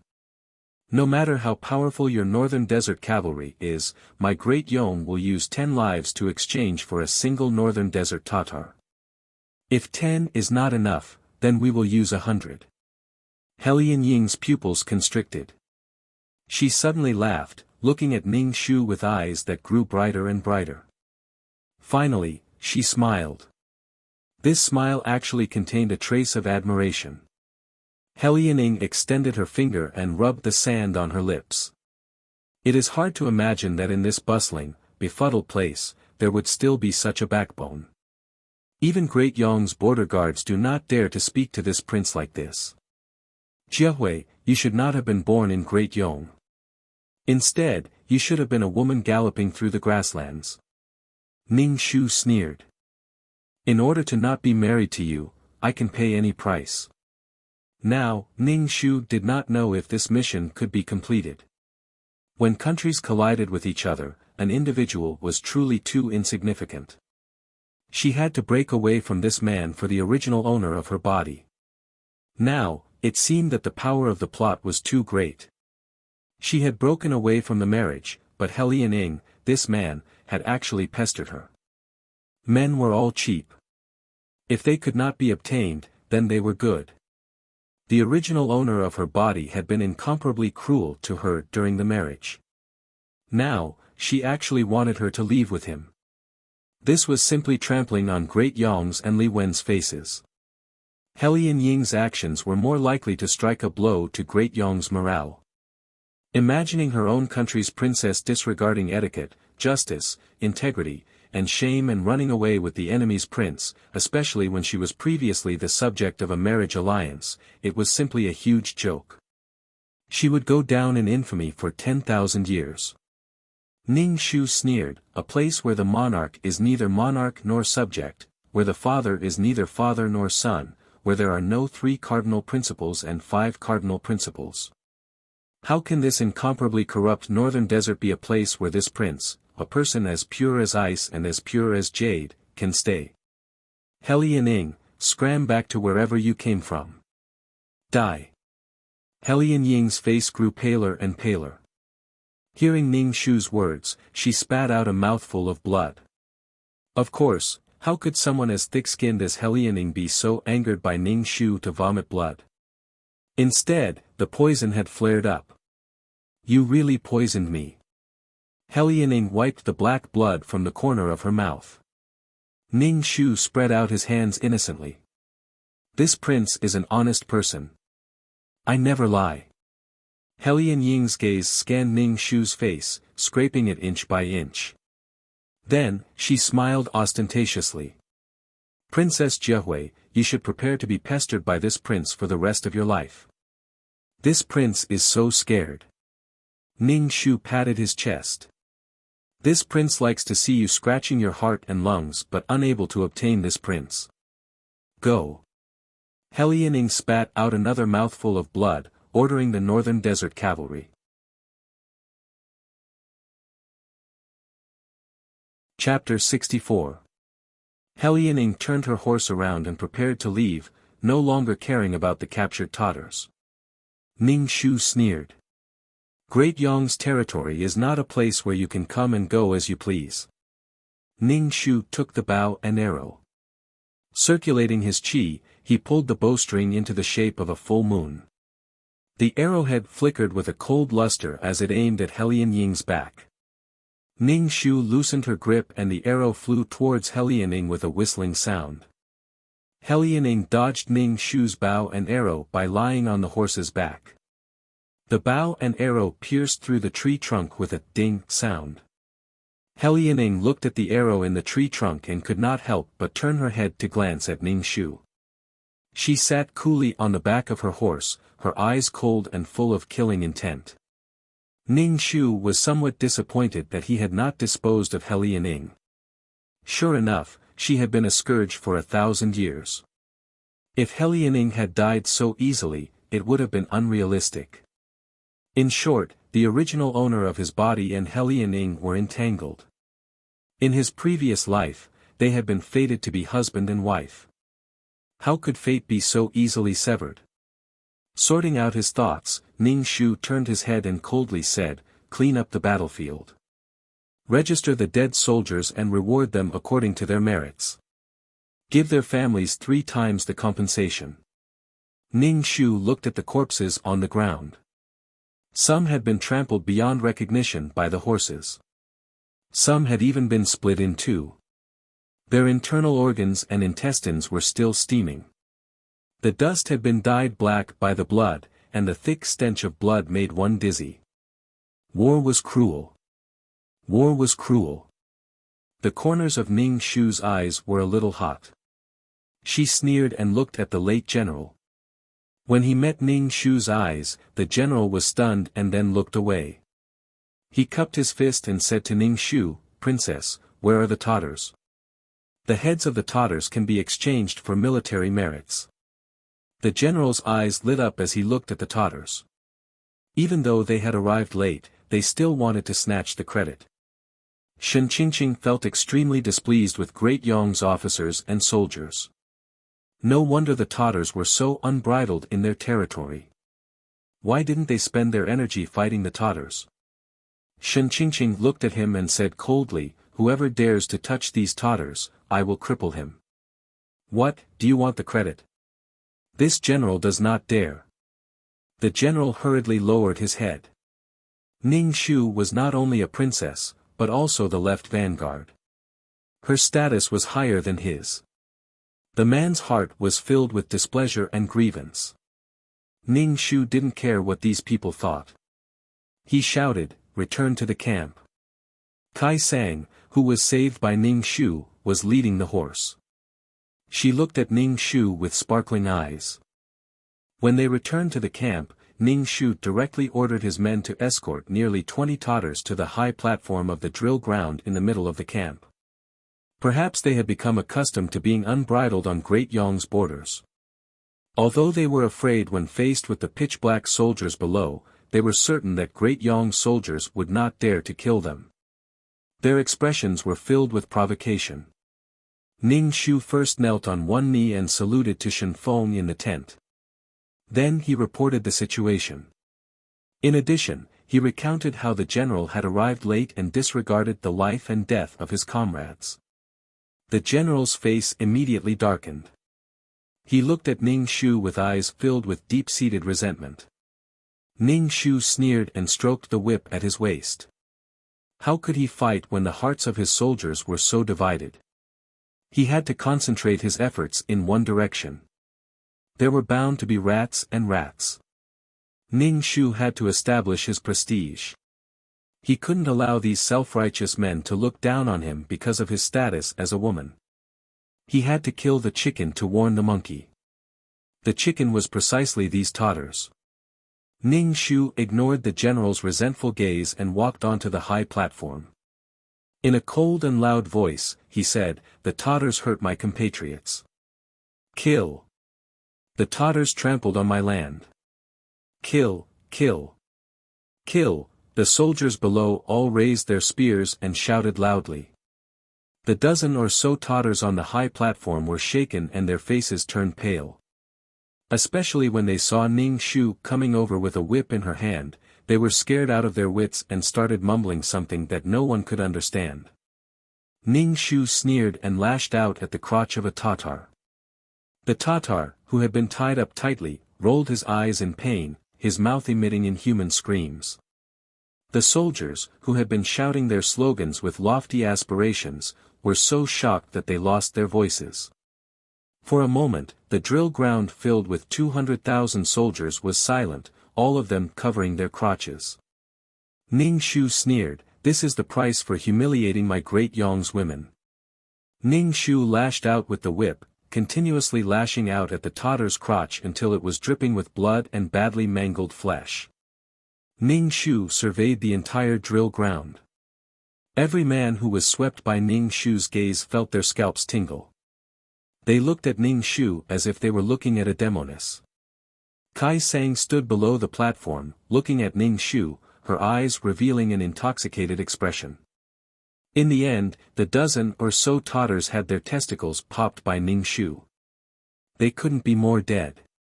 Even Shen Feng, who had fought for half his life, had never seen anyone humiliate the enemy like Ning Shu. "Princess, that's enough. The army must pay attention to benevolence and righteousness. What is the difference between our Great Yong and the bloodthirsty northern desert?" Shen Feng asked Ning Shu. Ning Shu looked at Shen Feng, whose beard was somewhat white, and said, "Marshal, Jia does not agree with your words.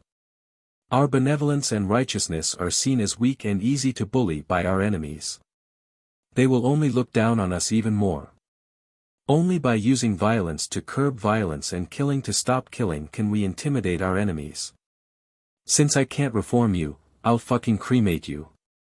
Shen Feng couldn't convince Ning Shu, and Ning Shu didn't agree with what Shen Feng said about benevolence and righteousness. Ning Shu beckoned to Kai Sang, who immediately ran in front of Ning Shu. Kai Sang asked, "Princess, what are your orders?" "Go and find some butchers." "Yes." Kai Sang went to find some butchers. Ning Shu directly ordered them to empty their stomachs. The butchers were immediately scared to the point of wetting their pants. They were butchers, not humans. Not only were the butchers scared to the point of wetting their pants, even the soldiers below felt their hair stand on end. Looking at the indifferent Ning Shu, they felt both admiration and fear. Finally, the butchers dissected the Tatters. Ning Shu had the bodies of the Tatters smeared with salt before hanging them at the city gate. In the dead of winter, it was the perfect time to make bacon. Ning Shu's actions intimidated everyone. Shen Feng looked at Ning Shu and shook his head. Ning Shu loudly declared, "This is the price for invading my great Yong." The rows of corpses hanging at the city gate allowed the bold and fearless Tatters to see that these people, who had been wantonly trampled upon by them, were still able to resist. For a long time, the corpses were hung on the city walls. After being exposed to the elements, the corpses became even stiffer, causing the Tatters passing by the city gate to tremble in fear. Such brutality! Ning Shu didn't pay attention to these people's fearful gazes. Afterwards, Princess Jia Hui's reputation as a demoness quietly spread. If they had any thoughts before, then now they wished they could arm themselves to the crotch of their pants. The sight of Princess Jia Hui's pants made them shiver. When Ning Shu returned to his tent, his entire body went limp and he nearly vomited. However, his body felt incomparably carefree. Ning Shu guessed that this was the original owner of his body. Princess Jia Hui hated the Tatters. During the marriage alliance, she had been humiliated by the Tatters. Now that she saw these people fall to such a state, she felt incomparably carefree. Ning Shu also smiled. To be able to do something for the original owner of his body was extremely good.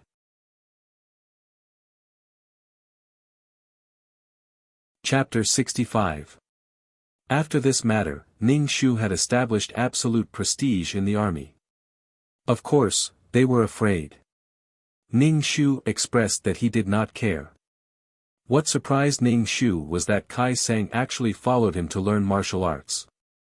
Every day, other than washing clothes, cooking, and serving Ning Shu, she also took time to practice martial arts. She said that she wanted to go to the battlefield to kill enemies. Ning Shu also allowed her to do so. It was unknown whether it was because Ning Shu's reputation was too brutal, but there were many lonely and helpless women who had been defiled by the Tatters who ran over to seek refuge with Ning Shu. It did not take long for hundreds of people to gather. They had become a female army, adding a touch of color to the entire military camp. These women were all desperate and had no choice but to seek refuge with Ning Shu. Seeing Ning Shu say that he wanted to go to the battlefield to take revenge, they gnashed their teeth in anger. Ning Shu thought about it. It was very important to establish a team that he could command. Thus, he accepted these women and had people teach them the basics of martial arts. Perhaps it was because they had found a new goal in life. These women were no less vicious than the men. Perhaps women could not compare to men in terms of physical strength, but men could not compare to women in terms of tenacity. However, the military camp could not raise these women for nothing. Even Shen Feng vaguely said that women could not stay in the military camp. Ning Shu did not say anything. He only said that these women helped in the military camp. For example, cooking and sewing clothes were all done by these women. In the end, Shen Feng could only let Ning Shu do as he wished. With Ning Shu as a precedent, it was not easy to use the reason that women could not stay in the military camp. Ning Shu did not know that a wave of criticism had already been set off in the capital. It was nothing more than that his methods were too brutal. Another thing was that he had taken in so many women in the military camp, which touched the nerves of these pedantic scholars. If women could go to the battlefield, how could the 3 obedience and 4 virtues be used to restrain women in the future? It would not be good to add shackles to women's thoughts. The officials all rose up. Li Wen sat on the dragon throne. His face was expressionless, but a hint of a smile flashed in his eyes. He read the memorials from the border repeatedly. When he saw Ning Shu's actions, a hint of satisfaction flashed in his eyes. Then, he looked at the ministers below and said indifferently, "Yes, your methods are cruel. How about this, I will send one of you to the border. If you can come back alive, I will dismiss Princess Jiehui. How about that?" The officials were speechless. The emperor wanted them to die. When facing these officials, Li Wen's attitude was always indifferent. If one of them died, someone would immediately replace him. Li Wen wished that these corrupt officials were all dead. The ministers shrunk their necks and lowered their presence. Not long after, Ning Shu received a letter from Li Wen. There were only 2 words written on it, "Very good." Ning Shu immediately understood Li Wen's meaning. It seemed that Li Wen approved of his actions. With Li Wen's support, Ning Shu's heart felt more at ease. Now, Ning Shu's tent had become a forbidden area for men and a base for women. The women wore armor and waved red tasseled spears. They actually looked decent. Ning Shu's lips curled into a smile. This could be considered as the power left for the original owner. He hoped that after she left this world, the original owner would be able to live a more relaxed life. Ning Shu was now walking on the majestic city wall. He looked at the Tatars' corpses on the wall. Looking up, he saw a vast grassland and snow mountains in the distance. It was such a magnificent scene.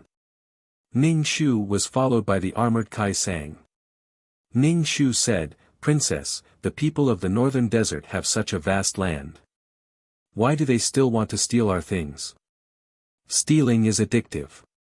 It is easy to reap without sowing. Farming is not something the Tatars can do." Ning Shu said indifferently. Probably because Helianing was injured, there were no Tatars harassing the border recently. Ning Shu practiced martial arts every day and also thought of a way to deal with the Tatars' cavalry. The Tatars' cavalry was the most powerful. The horses and people were fat and strong. He had to think of a way to deal with the cavalry. If 100 people were exchanged for 1 Tatar from the northern desert, Ning Shu's heart would tremble. It was simply stacking human lives. There would be a way. Ning Shu wandered on the city wall and bumped into Duan Xinghui. Duan Xinghui walked up. Ning Shu cupped his fist and said, "Greetings, princess." Ning Shu grunted coldly and brushed past Duan Xinghui. Duan Xinghui saw that Princess Jiehui did not even look at him. He could not help but say, "Princess Jiehui, will you go with the second prince of the northern desert?" Ning Shu stopped and turned around to look at Duan Xinghui with a frown. "Guard Duan, this doesn't seem to have anything to do with you. Also, it's not up to you to question the relationship between me and Mo Bei's second prince. If you spread this kind of rumor in the army, be careful that I don't kill you." Duan Xinghui bowed slightly. Ning Shu said, "I will remember." Ning Shu snorted and returned to the camp with Kai Sang. The Tatars only focused on raiding. The infantry had no advantage over the cavalry. Snow fell from the sky like goose feathers. In less than a day, the snow covered everything. Shen Feng looked very dignified. Usually, in this kind of weather, even cattle and sheep would freeze to death. Now was the time for the Tatars to raid. They sent soldiers everywhere to scout and sent a lot of soldiers to guard. Ning Shu still did not think of a way to deal with the cavalry. The most effective method was to use crossbows to shoot the Tatars on horseback. Shen Feng was not young. He did not have much confidence in winning the battle. He only wanted to do meritorious service and not make any mistakes. However, Ning Shu wanted to deal a heavy blow to the Tatars. He suggested that Shen Feng put large crossbows on the city wall. Shen Feng nodded at Ning Shu's suggestion and went to arrange it. Duan Xinghui had been by Shen Feng's side. He was busy. Now that the battle was coming, Duan Xinghui could not help but comfort Ning Shu. "Princess, in fact, as long as we defend the city wall, we will win." Ning Shu was quite speechless. What did Duan Xinghui mean by saying this to her? Ning Shu was also preparing for the battle. "Princess, let us go with you this time." Ning Shu pleaded with Kai Sang. "They all want to go with you." When Ning Shu came out of the tent, she saw the female army standing neatly in front of her. They weren't very beautiful, they didn't even have enchanting figures, but their aura couldn't even be compared to men. Their expression was solemn. When they saw Ning Shu, they knelt on one knee on the ground. "Greetings, Generals Wu Qianfeng." Ning Shu was instantly filled with lofty sentiments. He shouted, "Get up. There will be a great battle soon. Are you afraid?" "Not afraid." The woman's voice was not as deep as the man's voice. Mixed together, it was very clear and moving. "From now on, start training archery. Archery is about arm strength. To deal with the Tatars, crossbows are the best way. Start training now." Ning Shu pointed at the target. "Shoot at the target." Ning Shu was the first to pull the bow and arrow. She directly shot at the target. Her strength was very big. She directly shot through the target.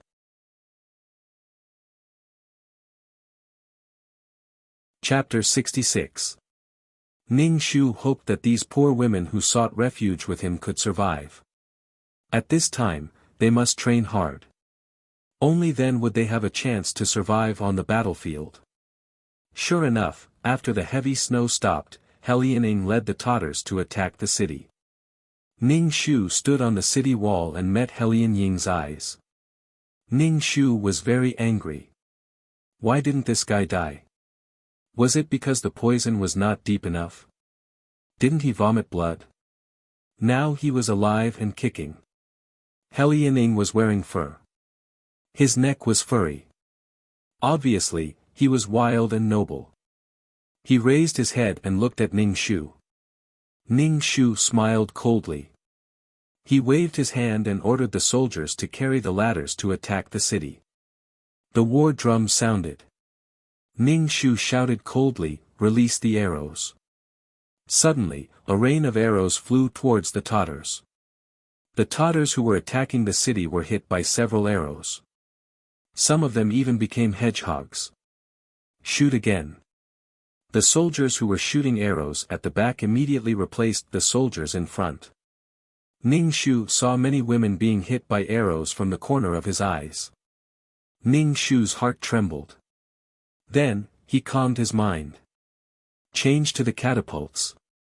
This catapult should be considered a weapon with great destructive power in ancient times, especially when shot from a high place. Some of the Tatars climbed up the city wall with great difficulty. However, they were hit by ice and fell down from the ladders. They could not move. Helianing looked at the snow-covered objects on the city wall. He had a guess in his heart. He suddenly looked at Ning Shu. Ning Shu smiled. "Yes, it is as you think. These are the corpses of the Tatars." The Tatars hanging on the city wall revealed their dark eye sockets. The eyeballs inside were already gone. They were pecked away by birds. Either do not do it, or do it to the extreme. Helian Ying's complexion suddenly became very unsightly. She looked at Ning Shu with eyes that carried dense killing intent and treacherous entanglement. Her expression was incomparably dangerous. Ning Shu stretched out his hand and handed her a crossbow. Ning Shu pointed the arrowhead at Liaoning. Liaoning sneered at Ning Shu from a distance and pointed her bow at Ning Shu. Whoosh, whoosh, the two arrows whizzed through the air, even creating tiny sparks in the air. Ning Shu's pupils dilated as she looked at the arrow flying towards her. Ning Shu tilted her head, but the arrowhead still grazed her face. The wound was very small. "Princess, are you all right?" When Duan Xinghui saw this scene, he was so scared that his heart almost stopped. He finished off the Tatters who had already climbed up the wall with one slash and Ning Shu ran over. Ning Shu smiled evilly as he wiped the blood off his face. He even stuck out his tongue and licked the blood on his fingertips. He did not pay attention to Mu Jinyu, but looked closely at Liaoning. Duan Xinghui looked at Princess Jia Hui who had an evil smile on her face and only felt his heart beating violently in his chest. The current Princess Jia Hui was incomparably charming. The bloodstains on her face even added a cruel and fatal beauty to her. Looking at Liaoning sitting on the horse, Ning Shu was disappointed, but it was still within his expectations. If Liaoning died so easily, Ning Shu would simply burn incense to the high heavens. In the end, the Tatters did not succeed in this siege. When the Tatters fled, their formation was scattered and panicked like fish that escaped the net. Ning Shu grabbed Liaoning from a distance and then kissed her lips. Then, she turned her horse around and ran away. Ning Shu pursed his lips. This was the most annoying thing about the Tatters. If they could not win, they would run away. Fighting with them required a lot of energy. Ning Shu was very angry. He pulled his bow into the shape of a full moon and the arrowhead rushed towards Liaoning's back. "Princess, Liaoning is very crafty. He is deliberately running away. If Princess chases after him, you will fall into his trap. Cavalry is suitable for fighting on the plains." Duan Xinghui looked at Ning Shu's unwilling expression and could not help but persuade him. "You are a precedent for failure. I will not foolishly chase after you," Ning Shu said to Duan Xinghui. Then, he shouted loudly, "Clean up the dead soldiers and register them." Duan Xinghui was speechless. Duan Xinghui felt that his good intentions were treated as ill intent. Furthermore, Princess Jia Hui tore open his wounds like this, making him feel embarrassed and a little sad. Right now, Princess Jia Hui completely regarded him as an enemy. It was not appropriate to call him an enemy. He had no power or influence. She had never considered his feelings when she spoke. What made Ning Shu sad was that half of the more than 100 women were now dead. Yesterday, they were still alive. Today, they had become corpses. There was not even anyone to collect their corpses. Ning Shu asked Kai Sang to bury these corpses and register their names. They were women, but they were also heroes. They should not be deprived of the praise they deserved because of their identity. They should be left in the history books. The expressions of the surviving women became more determined. Even though their faces were very pale now, their eyes were very determined. In the following time, the Tatters seemed to be tireless in attacking the city. Ning Shu could even see that Liaoning's face was anxious. It was probably because of the heavy snow and the army did not have any provisions. Also, the winter provisions of the entire northern desert were obtained by plundering. Now, they could not even break through the city wall. Liaoning looked at Ning Shu who was standing on the city wall. This year, because of this princess, they would not let them in even if they died. In the past, the guards would symbolically guard the city. Then, when they were defeated, they would let them in to plunder and then return to the northern desert. Princess Jiehui, Li Xueshan, this woman, Ning Shu also felt a lot better in his heart. He looked almost numbly at the soldiers being carried away. However, so many people had already died. They could not give up. If they compromised this time, then there would be a next time, and a next time. Would these people die in vain? There was another more important reason. That was, if they lost, these hateful Tattars would enter the hinterland and plunder everything. At that time, the northern desert would propose a marriage alliance, which would also disappoint Li Wen. Therefore, they had to hold on. During this period, because Duan Xinghui had made a lot of contributions, he was directly promoted to the right vanguard by Shen Feng.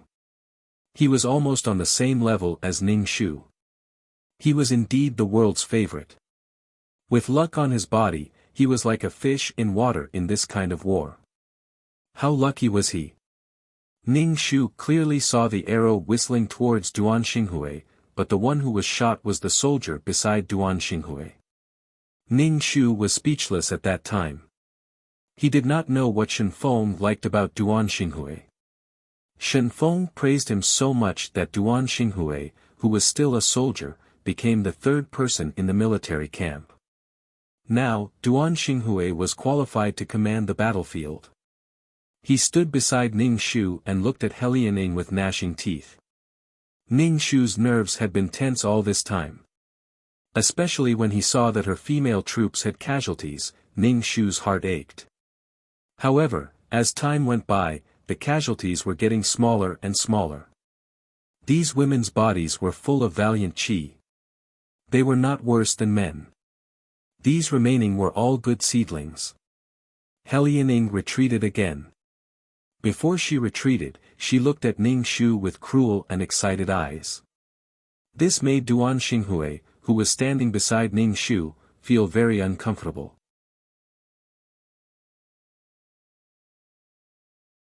Chapter 67. He Lianing seemed to be at odds with Ning Shu. Other than when it was snowing or raining, he would attack the city. It was as if he was doing the 8th set of radio calisthenics. However, blood flowed like a river. Ning Shu simply wanted to curse. He stood on the city wall and looked down at that bastard He Lianing. This battle was all about money and food. Just a day's worth of food was a terrifying number. He didn't know how long he could last. Moreover, Ning Shu looked at Grand Marshal Shen Feng's attitude. It seemed that he didn't want to persist.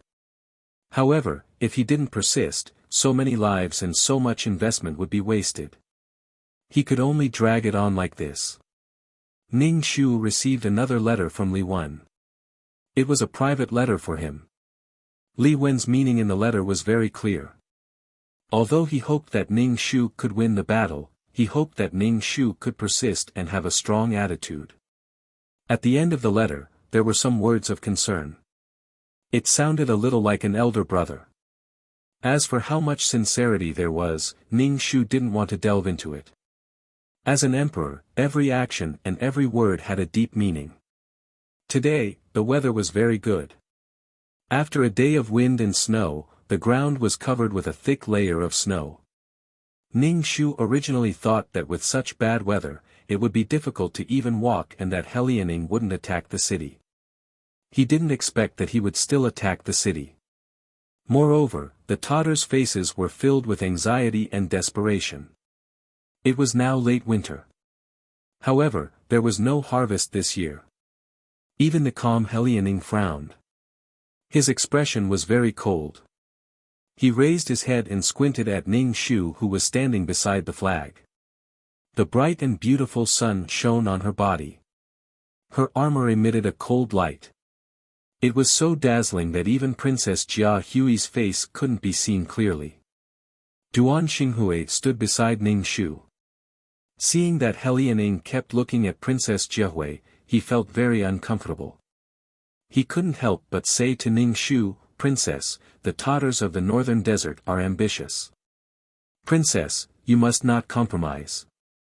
Ning Shu couldn't help but want to dig out her earwax. She basically heard these words every day. It seemed that Duan Xinghui was a man of few words. In front of the original Princess Jia, he always had the appearance of a cool brother. Now that he was nagging, it was really annoying. He Lianing pursed her lips and looked at the couple on the city wall. She couldn't help but shoot at Duan Xinghui with her bow and arrow. She didn't know if it was because of the strong wind today, but the arrow that was flying towards Duan Xinghui was actually shot towards Ning Shu. Ning Shu, as expected, the unlucky ones who stayed with Nan Zhujun would always be cannon fodder. Ning Shu wanted to dodge, but her body suddenly lost control, and her soul seemed to be ejected out of her body. Ning Shu was shocked. What was going on? Why did she suddenly lose control of her body? Duan Xinghui saw the arrow speeding towards Princess Jiehui. Furthermore, Princess Jiehui still had a blank expression, not knowing how to dodge. Panic surged in Duan Xinghui's heart.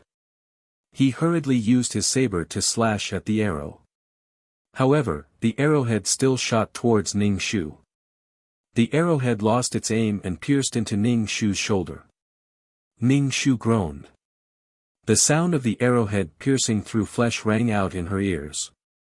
Immediately after, an earth-shattering pain engulfed her entire brain.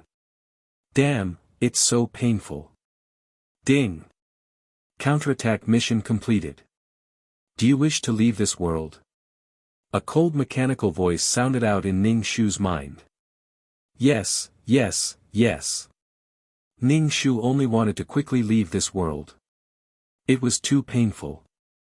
Even if she wanted to leave this world, she didn't have to stab herself with an arrow. The system tricked me. In an instant, Ning Shu's soul left Princess Jiehui's body. Everything happened too quickly. By the time everyone reacted, they realized that a great Yong commander had been killed. The northern desert Tattars beat their chests and cheered, their morale soaring. They looked at their second prince, Helianing, with gazes of worship and reverence. As for Helianing, who was viewed as a hero, he tightly gripped his bow, trembling slightly. His face was pale and his eyes trembled. She could have clearly dodged. With her strength, she shouldn't have been unable to dodge this arrow. Furthermore, the person he wanted to kill wasn't her. Helianing raised his hand and loudly shouted, "Beat the gongs and retreat." This, now was clearly the best time to attack the city. Why did they have to retreat? Second Prince, right now is the time when Great Yong's morale is at its lowest. Attacking the city now is twice the result with half the effort. Why do we have to retreat? A Tatar commander asked Helianing. Slap. Helianing slapped the commander's face. Gnashing his teeth, he said, "This prince said to retreat, so we will retreat." Helianing turned his horse around and glanced back at Princess Jiehui's position. There was no one there. In a daze, he saw a pair of clear and cold eyes, aloof yet filled with disdain and craftiness. She shouldn't die so easily. Carrying Princess Jiehui, Duan Xinghui rushed to the military doctor's tent and loudly shouted, "Save her, quickly save her." Duan Xinghui waited outside the tent, anxiously pacing back and forth. Right now, Duan Xinghui was anxious, fearful, and terrified. He also had an intense desire to not let Princess Jiehui die. However, when he thought that this woman who looked down on him would die, Duan Xinghui's heart felt like it was in a pot of oil. When the arrow was pulled out, Princess Jiehui let out a muffled groan. She opened her eyes slightly and looked at the simple and crude tent. How was she still alive? She was still in the Tatar tent of the northern desert. Pain assaulted her, and Princess Jiehui fainted. Seeing that Princess Jiehui was fine, everyone in the military camp breathed a sigh of relief, especially Shenfeng. Although swords and sabers had no eyes on the battlefield, the death of a country's princess, who was of the same mother as the emperor, didn't matter how many meritorious deeds he had performed. The emperor wouldn't care. However, Princess Jiehui felt as if she was in a dream. She didn't know if she had seen her previous life before being shot by the arrow, or if the current situation was just a dream. Looking at the women kneeling before her, their expressions were solemn and respectful. When they saw her, their eyes were bloodshot. Touching the whip in her eye, Princess Jiehui smiled. No matter what, she was no longer as miserable as she was in her dream. She wasn't humiliated by others, and she wasn't in the pain of living in the ceaseless pain. She didn't disappoint her imperial brother. She was the most honorable princess of the great Yong dynasty. When she saw Duan Xinghui, Princess Jihui smiled. This man, whom she had loved so much in her dream, was currently looking at her with a worried expression. So what if she was a woman? Women weren't necessarily inferior to men. She was willing to remain unmarried for the rest of her life and fight for her imperial brother for the rest of her life. No matter how painful it was, it couldn't compare to being shared by many men, eating pig's food, living a life that was neither human nor ghost, living without dignity, not knowing why she lived. Even if it was like a dream, this dream was so real. "Princess, are you all right?" Finally, Duan Xinghui stepped forward and asked. Under the princess' meaningful and strange gaze, he asked Princess Jihui. Princess Jihui stared blankly for a moment. It seemed that she hadn't heard Duan Xinghui's voice for a long time.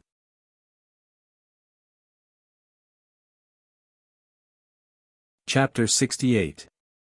As if to ascertain whether Princess Jihui was truly all right, Lianing soon arrived to attack the city. Seeing Princess Jihui standing on the city walls, he laughed. Lianing laughed. She laughed very happily. Princess Jihui looked at Lianing. This man, this demon-like man, could actually laugh like this. A cruel and treacherous man would never laugh like this. What was he laughing about? Could it be that seeing that she had not died, he was so disappointed that he had lost his mind? Princess Jihui touched the whip at her waist, coldly snorting, "Shoot the arrows." Duan Xinghui looked at her. The current Princess Jihui was even more noble and proud, as if she had been reborn. The current Princess Jihui did not have her previous cold demeanor, appearing even more luxurious. As she pursed her lips, her temperament became different. Duan Xinghui was confused by the ever-changing Princess Jihui. Previously, Princess Jihui had looked at him with extreme coldness. When she looked at him, it was as if she knew his secret thoughts, her eyes filled with mockery and disdain. The current Princess Jihui looked at him with treacherous eyes, with a hint of rejoicing and even more relief. Immediately after, she looked at him as if he was a stranger. Duan Xinghui was speechless. Duan Xinghui felt as if his heart was being torn apart. Looking at Princess Jihui's back, he felt as if he had lost something important. His heart suddenly felt empty, so empty that it was unbearable. This battle continued until the beginning of spring. When the snow melted, Lianing led the remaining soldiers back to the grasslands. Before leaving, he looked at Princess Jihui with a treacherous gaze. Princess Jihui sneered.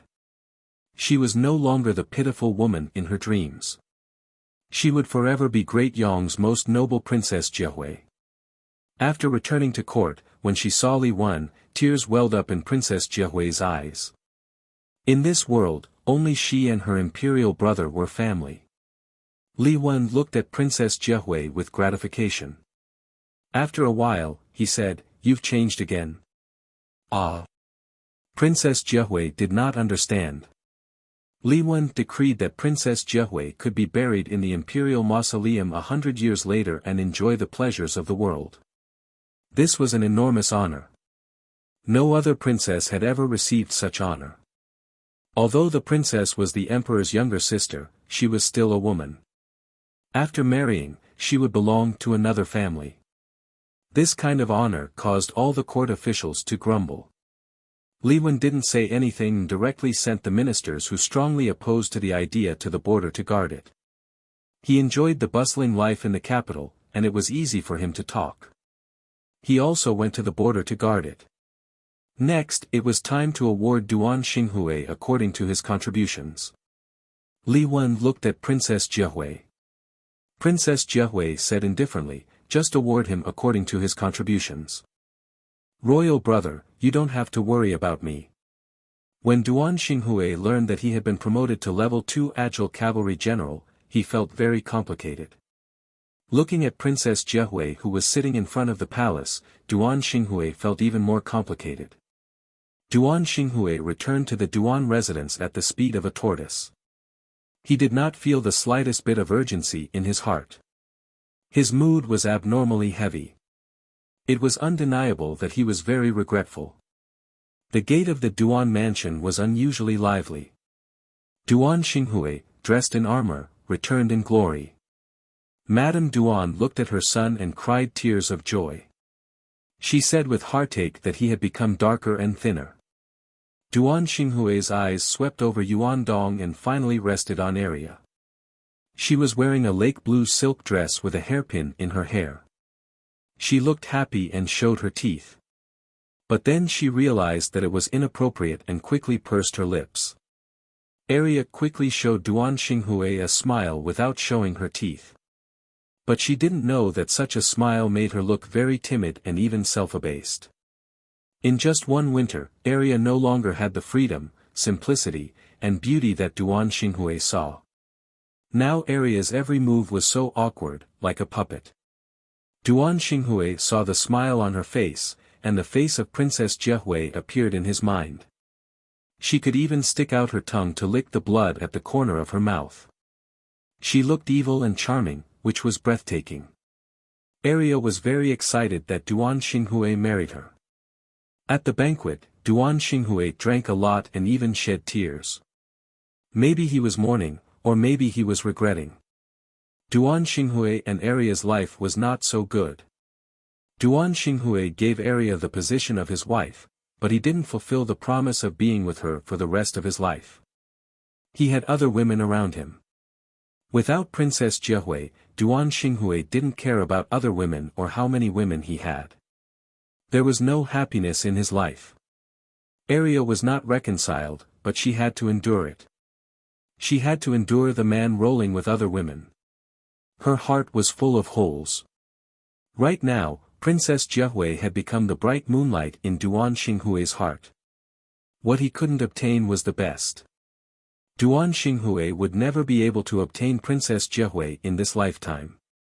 Princess Jiehui had become a celestial concubine. After the war, an envoy from the northern desert came and said that they were willing to sign a treaty of non-aggression for 100 years. But there was one condition, which was to let Princess Jiehui marry the second prince of the northern desert, Helian Ing. Princess Jiehui smiled. She would rather die than enter the northern desert. This time, before Princess Jiehui said anything, Li Wen objected. After the envoy from the northern desert left, Princess Jiehui told Li Wen that she was willing to guard the border. She was even willing to stay unmarried for the rest of her life to resist the Tattars of the northern desert. Princess Jiehui said frankly that no man in this world was worthy of her. Li Wen joked, "If you meet a man as excellent as my royal brother, you won't marry him?" Princess Jiehui smiled, "There is only one person like my royal brother in this world. There is no other." Duan Xinghui was in the hall when he heard Princess Jiehui say this. He remembered that Princess Jiehui said a long time ago that he was the best man in the world. Now, Princess Jiehui couldn't see his figure in her eyes. Princess Jiehui traveled through the night and returned to the border. Leading her female soldiers, she patrolled the city walls. She saw a row of Tattars' corpses hanging on the city walls. Without the ice and snow covering them, the Tattars' corpses revealed their original appearance. They revealed sinister and painful expressions as they turned into dried corpses. Kai Sang said to Princess Jiehui, "Now, the Tattars don't dare to look at these corpses. The Tattars who come to the city to trade don't dare to be arrogant. The commoners here all call the princess the goddess of war. They even say that they want to erect a plaque and statue of the goddess of war." Princess Jiehui smiled and didn't say anything. However, not long after, an enormous stone statue was erected in the city. It was a statue of Princess Jiehui dressed in armor. Her hair was raised high and swayed in the wind.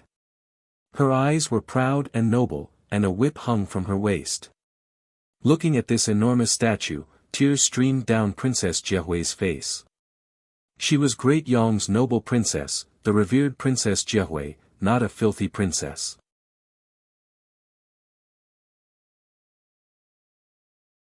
Chapter 69. When Ning Shu returned to the system space, she couldn't help but touch her shoulder. Even now, she still felt pain. After being a normal person for so long, Ning Shu hadn't been in so much pain for a long time. Only when undergoing chemotherapy would it be so painful. Ning Shu almost forgot that she was once a patient. Looking down at her body, Ning Shu sighed. Her soul dimmed a little. She quickly sat down and absorbed the energy of the system space. Ning Shu thought of the peerless martial art. She simply followed the route of the peerless martial art. This speed was too slow. Ning Shu thought of the peerless martial arts mental cultivation method. She didn't know if it would work. She was now a soul. Without a body or meridians, how could she use the mental cultivation method? She felt drunk. Ning Shu sat on the ground with her eyes closed. She didn't know what material it was, but what made Ning Shu surprised was that the speed was faster. Moreover, the material felt very comfortable when it was introduced into her soul. It was a cool feeling. Ning Shu was in the middle of doing it when a cold mechanical voice sounded in the system space. Congratulations player for returning. Do you want to see the information page now? Yes. Ning Shu had just answered when a screen appeared in front of her. On it was her information. Number, 23333 Name, Ning Shu Age, 27 Experience, 7,100, 7,000/10,000, Soul, 60 HP, 50 Wisdom, 80 Charm, 1 Luck, 25 Mental Strength, 120 Martial Strength, 10 Aptitude, 24 Merit, 2 Skills, 5th Ring Spear Technique, Trash Fighting Technique, Beginner Peerless Martial Art Honorary Title. Goddess of War. Ning Shu saw the title Goddess of War and was stunned. When did she have such a title? And it was a goddess? Forget it, this wasn't the main point. The main point was that she only had 3,000 points this time. Including the peerless martial art she had exchanged for, she only had a total of 7,100 points. There were also 2 merit points that she didn't know what to do with. She fought a bloody battle. She didn't know if the blood on her body was her menstrual blood or the blood of her enemies. In the end, she only got these few points. Alright, it was already good enough to have points. Being able to come back alive was already good enough. You've obtained 5 additional attribute points. Where do you want to add them? The space system asked. Ning Shu clicked on the screen. First, she clicked on the luck stat. Moreover, she was filled with grief and indignation. She realized that her luck was really bad. She was about to leave this world, but she still got shot by an arrow. It was so painful. After Ning Shu finished distributing the attributes, the screen changed. Serial number, 23333 Name, Ning Shu Age, 27 EXP, 7,100, 7,000/10,000, Soul Value, 60 HP, 50 Wisdom, 80 Charm, 1 Luck, 25, +3, Spiritual Power, 120 Combat Power, 10 Aptitude, 24, +2, Merit, 2 Skills, 5th Ring Spear Technique, Trash Fighting Technique, Trash Entry Level Peerless Martial Arts.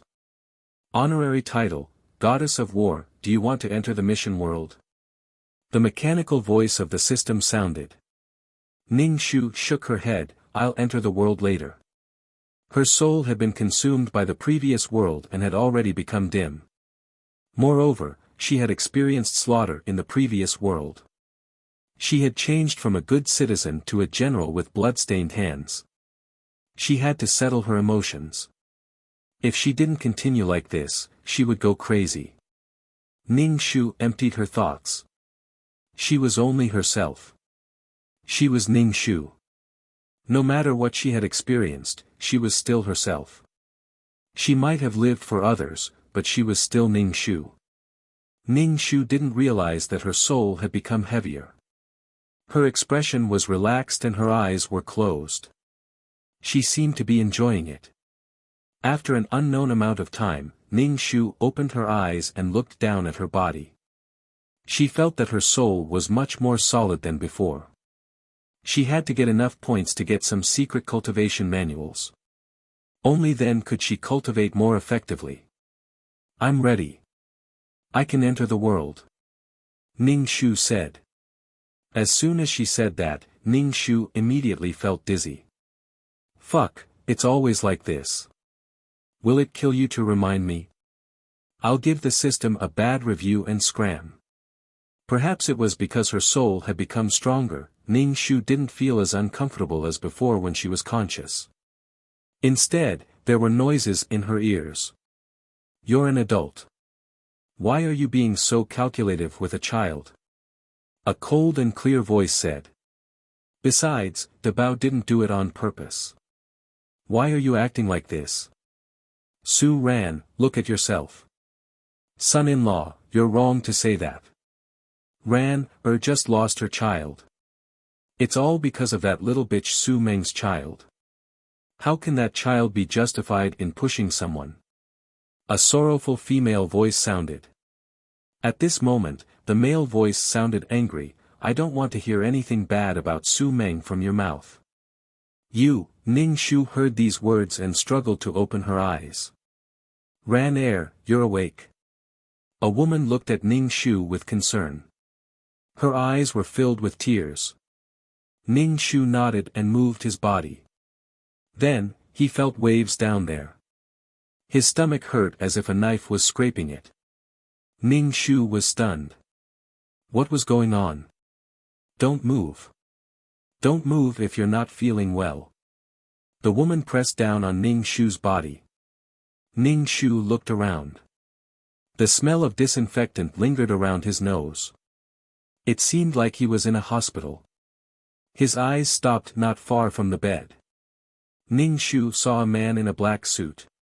He was tall and straight. The suit looked very sexy on him. His expression was cold and handsome. He was in a black and white suit. His facial features were clear and handsome. His expression and eyes were cold. His entire body was filled with a domineering and handsome aura. He was a very charming man. But now, this man was staring at him with an unfriendly gaze. It was mixed with extreme disgust. It was as if he was some kind of enemy. Ning Shu blinked. She hadn't received the plot yet and didn't know what was going on. So, she kept quiet. The man looked at Ning Shu's pretentious attitude and sneered. He picked up the jacket on the sofa and left. The man's attitude made the woman who was comforting Ning Shu very angry. She looked at the man's back and was so angry that her body trembled. Then, she turned her head and looked at Ning Shu. She said sadly, Ran my daughter. Ning Shu was very uncomfortable. Her stomach hurt. It couldn't be what she was thinking, right? I'm tired. Ning Shu said. She had to accept the plot first. Then rest well. You're in confinement. Don't think too much. Rest well and we'll talk about other things. Mrs. Su said to Ning Shu. Ning Shu was dumbfounded. No wonder her stomach hurt so much. She had a miscarriage. She was an unmarried woman, yet she had skipped so many procedures. Now she had to go through a miscarriage and give birth to a child. Mrs. Su saw her daughter's strange expression and thought she was sad about the child. She quickly said, Mom won't talk about it. Rest well. Mrs. Su wiped her tears. Mom will go back and make chicken soup for you.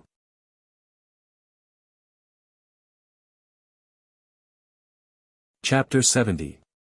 After Mrs. Su left, Ning Shu endured the discomfort in his stomach and flipped over. Then, the lochia burst out. Ning Shu felt that life was full of evil. Why was it that every time she entered the world, she would either be beaten to death or starve to death? Now, she had a miscarriage. She decided to add all her attribute points to her luck. Was her luck really that bad? What a scam. Ning Shu closed his eyes and began to accept the plot. However, This plot made Ning Shu feel like he was suffering from menstrual cramps and pain in the balls. This plot was very simple.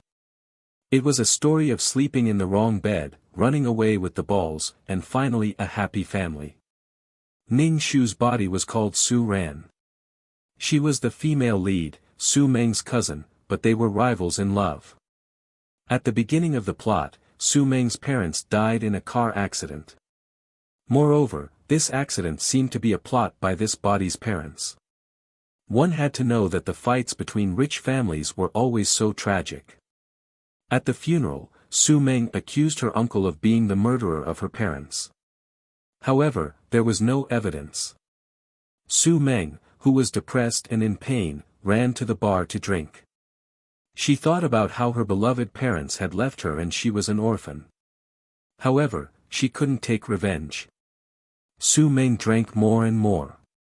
In the end, she was spotted by a young man in the bar. Su Meng grew up in a rich family. She knew this man's intention. However, her body was weak and she was brought to a hotel by the young man. Su Meng took the opportunity to escape into a room. This room was Nan Zhujuan's room. Please don't ask why the male lead was in this room. Also, please don't ask why Nan Zhujun didn't stay in her own villa and insisted on staying in a hotel. Ning Shu didn't know either. Things were just so coincidental. After tearing at each other for a while, the two of them finally slept together. Lightning struck the earth, causing the earth to shake and the mountains to shake. When Nan Zhujun woke up the next morning, Xiao Yan saw that there was no one beside him. However, there was a note beside the bed with 1,000 yuan. It said that it was for him to spend the night. Xiao Yan was furious. He already had a physiological reaction in the morning. Looking at the money and the words on the note, Nan Zhujun almost shot out of anger. Then he swore to find that hateful woman, blah, blah. Don't ask why a person with a hangover would wake up earlier than a normal person. Ning Shu could only say that perhaps Xiao Yan was too tired and used up too much energy. Speaking of which, Su Meng acted as if she was suffering from paranoia. She felt that her uncle was going to get rid of her, so she quickly bought a plane ticket and left the country. Then, Xiao Yan, who was in the country, almost turned the ground upside down, but he still couldn't find that woman. Su Meng, who was overseas, found out that she was pregnant. Thinking that she had no relatives, and that this child was a gift from God, Su Meng decided to give birth to it. Then, she was very lucky and gave birth to a pair of twins. These two children were very cute, had high IQ, and could earn money. They were so sensible and well-behaved that they didn't seem like children. As the eldest brother, not only did he have to take care of his younger sister, he also had to take care of his adorable mother sometimes. Xiao Yan couldn't find Su Meng, so he followed his parents' advice and married Su Ran, who was Su Meng's cousin. 7 years later, Su Meng returned to China and returned to her hometown with the two children. Under the influence of Su Debao, Xiao Yan and Su Meng met. Xiao Yan recognized this woman at a glance, and when he saw the two children beside her, his heart beat even more fiercely. Su Meng, however, knew that this man had become her cousin-in-law, and she was even more disdainful of Xiao Yan. Even if she was a single mother, there were many pursuers around her, and there were even men waiting silently by her side. When the original owner learned that her husband had such a big illegitimate child with her cousin, she felt bad. She and Xiao Yan had been married for almost 5 years, but they still didn't have any children. The relationship between the older generation was not good, and the relationship between Su Meng and Su Ran was even worse. Now, Su Meng was obviously going to steal her husband, especially when Su Meng had an expression of, "I don't like your husband, take care of your husband," which made Su Ran hate her even more. Since she looked down on him, why did she always flirt with him? Xiao Yan, on the other hand, was deeply in love with Su Meng, and they had a pair of lovely children. This pair of children made the whole Xiao family obedient, especially the two elders of the Xiao family. The original owner, Su Ran, had been married for so many years without children, so she treated the two children very well. Not long ago, Su Ran found out that she was 2 months pregnant, which almost made Su Ran cry with joy. But not long after, she was pushed down the stairs by De Bao, who was 6 years old. Su Ran was lying in a pool of blood. She heard De Bao naughtily say that he didn't do it on purpose. This ant wanted to push him, and he let her go, and then the ant fell down the stairs. Xiao Yan actually said that this was what he should do, and that his son was very smart. The pain in her body couldn't be compared to the pain in her heart. How was this a cute baby? This was simply a naughty child with the naivety and cruelty of a child. How could such a smart De Bao not understand the consequences? He could make money, had a high IQ, and was also a top hacker. The male lead should be De Bao, who was simply a cheat. After Ning Shu accepted the plot, he felt that his whole person was not very good. What kind of world was this? The 3 views of the world were so wrong. Out of wedlock, a mistress got married, and in the end, they still lived happily together. The 3 views of the world were all shocked. The original owner's wishes were, 1. Protect the Su family and not let the Xiao family annex the Su family. 2. She would rather die than divorce, so that Su Meng would be an illegitimate mistress for the rest of her life, and let the 2 vicious children be lowly illegitimate children forever. Since everyone said that she was vicious, she would be vicious to the end. Her character was quite unyielding. She would go down this path to the end, which was completely the rhythm of the evil. It was not long after being pushed down the stairs by De Bao and sent to the hospital. When Ning Shu just woke up, the person talking to the original owner's mother, Mrs. Su, was Xiao Yan. He was quite good-looking, but his attitude towards his wife was not so good. Ning Shu was more fortunate that she didn't have to sleep with Xiao Yan now. Ning Shu reckoned that Xiao Yan's face would be full of disgust. In fact, even if he wanted to get lost, Xiao Yan still had to stay chaste for Su Meng. If he wanted to sleep with someone, he had to sleep with the female lead, Su Meng. This time, Su Meng was very unhappy that Su Ran was pregnant. 2 months pregnant meant that after she came back, Xiao Yan still slept with the vicious Su Ran, which made Su Meng very disgusted. Because of this, in the ward just now, Xiao Yan was extremely disgusted with Su Ran. He almost directly said that she deserved it. It seemed that he didn't expect that Su Ran was also pregnant with his child. It was so cold. Love was originally beautiful, but based on the premise of destroying others, this kind of love was really disgusting.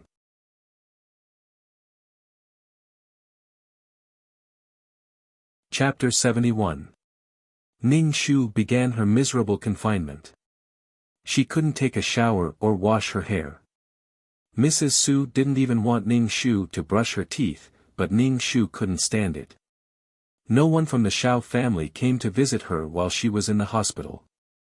She was the young mistress of the Xiao family, wasn't she? But she felt like the original Su Ran was invisible.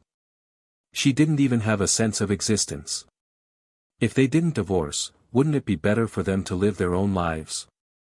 What was the point? If this went on, Xiao Yan would definitely turn her into a deceased wife and marry Su Meng into the family. Thinking of the original Su Ran's fate, she could only say that she didn't seek death. She died miserably when she fought with the male and female lead. Mrs. Su was very unhappy that the Xiao family neglected her daughter. She took care of her daughter in the hospital without any clothes on. Ning Shu was a little touched. She should have seen how many people cared about her. Why did she have to spend her energy on a man who didn't want her? Mrs. Su looked at her daughter with a worried expression. She was careful in everything she did because she was afraid of touching her daughter's pain. Ning Shu didn't like the hospital at all.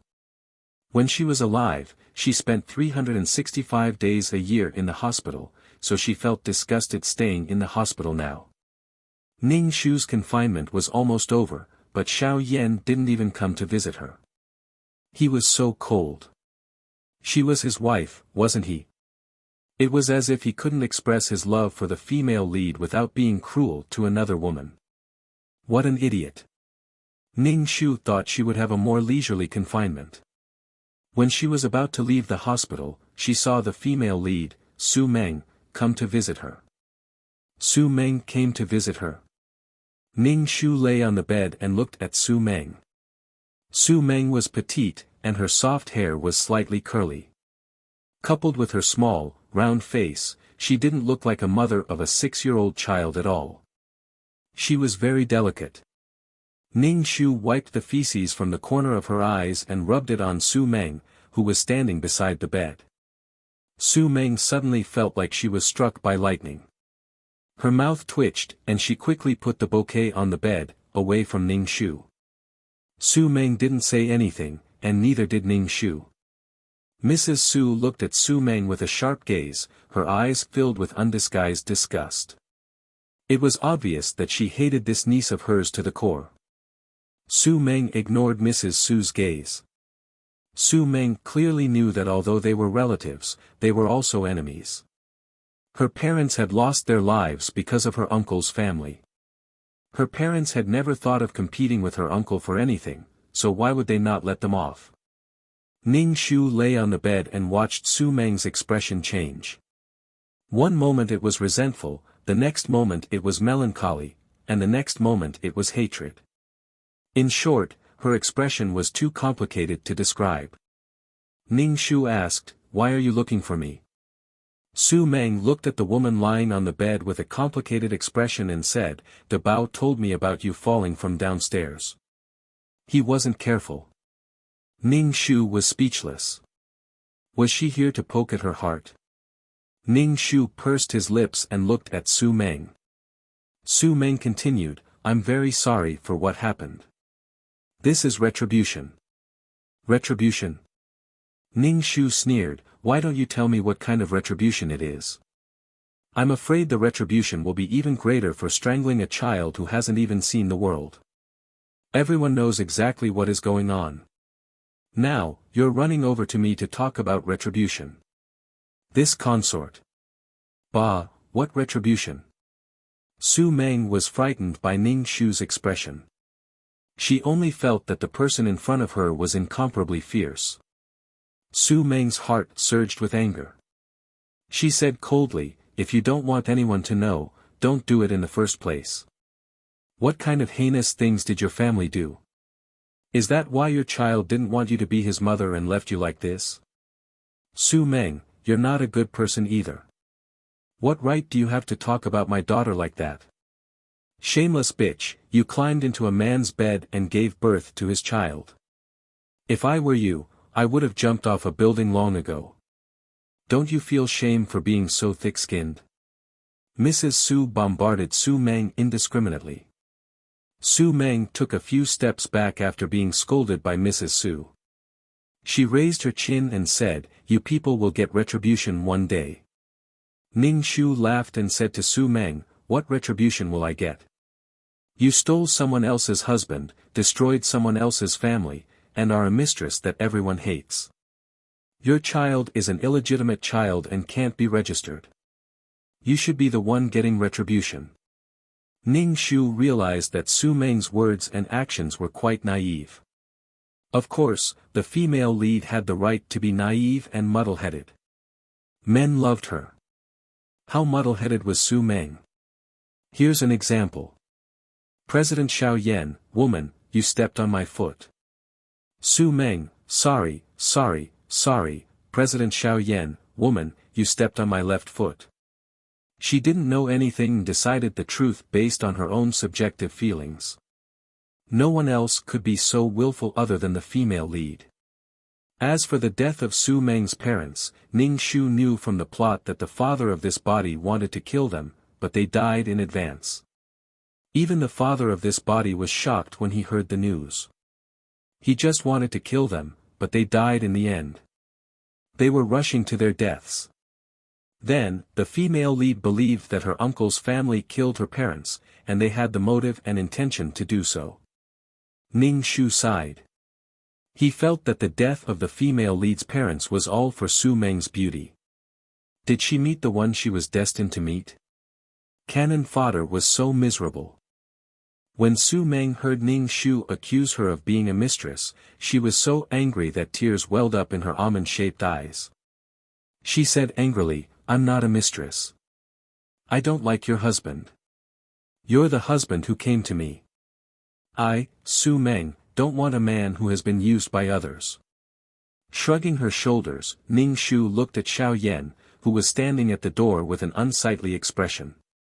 Taking pleasure in Xiao Yan's misfortune, Ning Shu said to Xiao Yan, "Your true love said that you're a man that I've used before, and she doesn't want you." Su Meng turned and saw the tall and handsome Xiao Yan. Seeing his cold expression, Su Meng's heart trembled. She turned and pointed at Ning Shu and said angrily, "You're deliberately tricking me."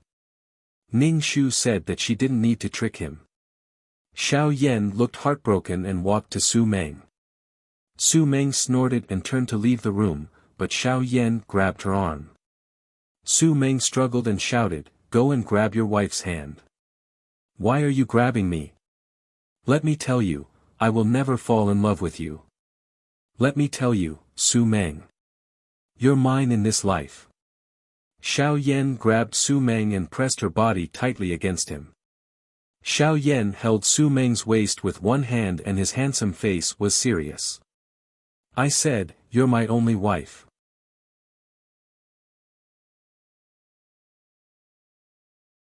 Chapter 72. Ning Shu's mouth twitched as he watched Xiao Yan and Su Meng tugging at each other, almost hugging each other. Although Su Meng was struggling, their bodies inexplicably got closer and closer. How was this a quarrel? This was fucking flirting, wasn't it? "Let go of me, let go of me." Su Meng pounded on Xiao Yan's chest and shouted coquettishly, "Don't pester me anymore.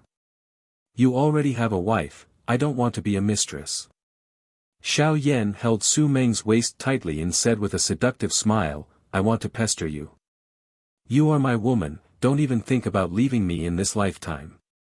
You have already given birth to 2 children for me, you are the mother of my children." "No, no." Su Meng pouted and gently pounded on Xiao Yan's chest with her little fist. Xiao Yan raised the corner of his mouth and smiled wickedly. "If I say you are, then you are." The two showed off their affection as if there was no one else around, completely disregarding whether others could take it or not. Ugh! Ning Shu really couldn't help but vomit. The two people who were hugging each other immediately glared at Ning Shu. Ning Shu quickly waved his hand. "Sorry, I really couldn't help it. I have never seen such a disgusting thing and couldn't help it." "Sorry, you can continue. Find another place to continue. Just don't fucking do it in front of her." Ning Shu felt that he should wash his eyes. The scene in front of him really broke his moral integrity and destroyed his 3 views. Showing off their affection in front of his wife and a mistress was simply stabbing a knife into his heart. Su Meng pushed Xiao Yan away and pointed at Xiao Yan with her white finger. She was angry but seemed to be acting coquettishly. "I'm warning you, don't come near me and don't touch me. I'm not interested in other women's husbands, humph." "Ning Shu, help!" Ning Shu clutched her chest and almost vomited blood. She didn't know how to describe the female lead, Su Meng. Silly and sweet. Innocent and delicate. Not scheming. That didn't seem to be the case. To be more precise, she was willful and pretentious. Her mouth said no, but her body was very honest. If she really had no interest in Xiao Yan, she could do what she did 7 years ago. She could hide so that Xiao Yan couldn't find her, or she could find a suitor to be the child's father. Anyway, Su Meng had plenty of suitors around her. Su Meng made a speech that seemed very impassioned, then turned around and left. Xiao Yan chased after her helplessly and angrily. Ning Shu felt the malice of the universe. She would rather kill people like in the previous world than face this kind of male and female lead. Ning Shu reflexively touched her waist, but she didn't find the whip. Could she just whip the 2 of them to death? Anyway, the original owner's wish was not to get divorced. Being a widow wasn't a bad idea. With a husband like Xiao Yan, she might as well be a widow. Ning Shu's heart was filled with killing intent. She really fell in love with this simple and violent way of solving problems. Su Ran, let me tell you, I will never fall in love with you. The one I love is Su Meng. Xiao Yan, who went to chase Su Meng, ran back to the ward and shouted at Ning Shu. Ning Shu was dumbfounded. Seeing this idiot shouting at her for no reason, Ning Shu blinked and tilted her head to look at Xiao Yan. Fuck, crazy. I didn't do anything. If you love Su Meng, then love Su Meng. Why the hell are you shouting in front of me? Ning Shu's heart was filled with curses. Su Ran, you better know your place. Don't provoke Su Meng. If you don't, I will make you suffer. Xiao Yan's face was cold, and his eyes were filled with extreme disgust. There was a kind of viciousness that couldn't wait to get rid of her, but he seemed to be worried about something. Ning Shu lifted the quilt and walked in front of Xiao Yan. Xiao Yan looked at Ning Shu coldly and sneered, Su Ran, give up. I will never fall in love with you, you vicious and hypocritical woman. Walking in front of Xiao Yan, Ning Shu found that Xiao Yan was really tall. He had a perfect inverted triangle figure with wide shoulders and a narrow waist. He wore a suit, which matched his handsome and perfectly sculpted face. He was handsome, rich, and had the powerful ability to do it 7 times a night. All the good things in the world were concentrated on him. He had all the requirements of a woman and a pervert. Fuck, Ning Shu had never seen such a pervert. He was obviously the one who cheated, but he was so righteous. Ning Shu didn't see any sense of responsibility for his family or his wife. He didn't have any sense of responsibility as a man. Instead, he treated his wife as the biggest obstacle in his love life. In the end, they could live happily together without any grudges. We don't understand the protagonist's world. Ning Shu sneered and raised her knee to Xiao Yan's crotch. Ning Shu used all her strength. She really couldn't stand Xiao Yan's chatter in front of her. Xiao Yan didn't expect that Ning Shu would hit his private part without saying anything. He immediately cried out in pain, and his handsome face was distorted. He held the wall with one hand and covered his crotch with the other. His legs were clamped, and he bent over in extreme pain. Hiss, you! Xiao Yan stared at Ning Shu with red eyes, looking shocked and painful. Obviously, he didn't expect that the woman who usually adored him would suddenly hit him. It was really painful. Ning Shu sneered and patted Xiao Yan's shoulder, who was bending over and covering his crotch. Do you feel very painful? Do you feel like your heart is breaking? The pain I felt when I lost my child was 1,000 times more painful than this.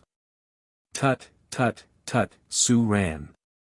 Xiao Yan's voice almost came out from between his teeth, which looked very gloomy and horrible. His eyes were red, and he looked like he was going to swallow Ning Shu alive. He reached out his hand and grabbed Ning Shu's wrist tightly.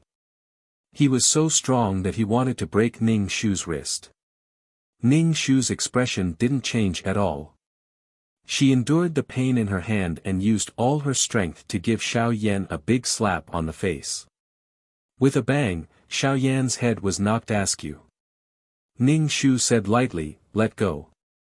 Xiao Yan was almost stunned by Ning Shu's slap in the face. Then, his heart was filled with extreme anger and humiliation. He, Xiao Yan, had never been slapped in his life, let alone in such a way. Xiao Yan breathed heavily and turned his head to look at Ning Shu viciously. His eyes were red and filled with the desire to destroy the world, as if he was about to devour someone. Facing Xiao Yan's eyes, Ning Shu's expression didn't change. His sister even dared to kill people. How could this kind of eyes scare her? Let go. Ning Shu said lightly.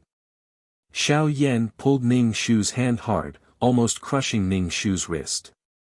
Let go. Slap. A big slap in the face. Let go. Slap. Another big slap in the face. I said, let go. Slap, slap. The big slaps continued.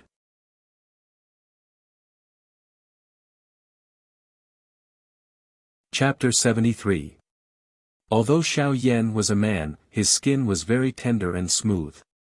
Ning Shu slapped his face again and felt that it was slippery. With one hand being grabbed by Xiao Yan, Ning Shu could only focus on one side of Xiao Yan's face. After a while, half of Xiao Yan's face was swollen and bruised, forming a sharp contrast with the handsome face on the other side.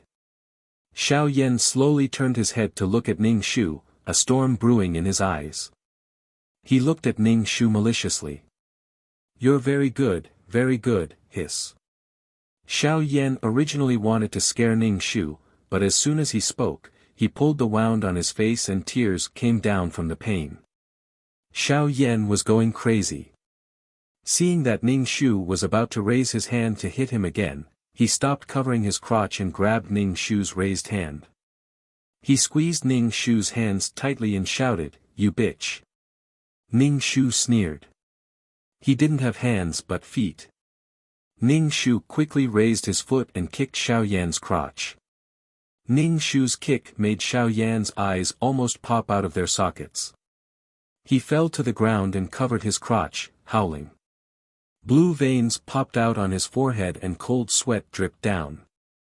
Ning Shu moved his wrist, which was pinched by Xiao Yan, and turned blue. Ning Shu coldly looked at Xiao Yan who was rolling on the ground. What a useless piece of trash. In the last world, Ning Shu had always wanted to kick Helianing to make her unable to have children, but he didn't get what he wanted. They were both men, but Xiao Yan was really a weakling. Ran Air, are you okay? Mrs. Su watched everything that happened just now. Seeing her daughter like this, she intuitively felt that her daughter had been driven crazy by Su Ran and Xiao Yan, this pair of bitches. Ning Shu shook his head. Mom, I'm fine. Then he walked to the bedside and pressed a button to call the doctor. Nurse, there's a patient with broken testicles. Come and save him. Ning Shu said lightly. Xiao Yan, who was in incomparable pain, heard Ning Shu's words. His eyes were bloodshot as he stared at Ning Shu. His hatred was monstrous, as if he was about to devour someone. Coupled with his pig-like face, how could he not look funny? Not enough. Ning Shu raised his eyebrows and asked Xiao Yan. Ning Shu raised his foot. I can give you another kick. Su Ran, you'll regret messing with me. Xiao Yan's words were intermittent, and he was in so much pain that he couldn't stop breathing. Then, he stood up with the help of the wall and was about to walk away. Xiao Yan would never do it in such a private place. Otherwise, the headlines tomorrow would be that the president of Zhao's group was dying and that he had to go to the andrology department. Xiao Yan couldn't afford to lose face. Every step Xiao Yan took made his body tremble and sweat profusely. The muscles on his face trembled, which pulled the swollen wound on his face and made it even more painful. Su Ran, Su Ran. When Xiao Yan walked out of the ward, he turned to Ning Shu and called Su Ran's name through gritted teeth. It was very gloomy. Ning Shu smacked his lips. Look at you. I thought you fell in love with me.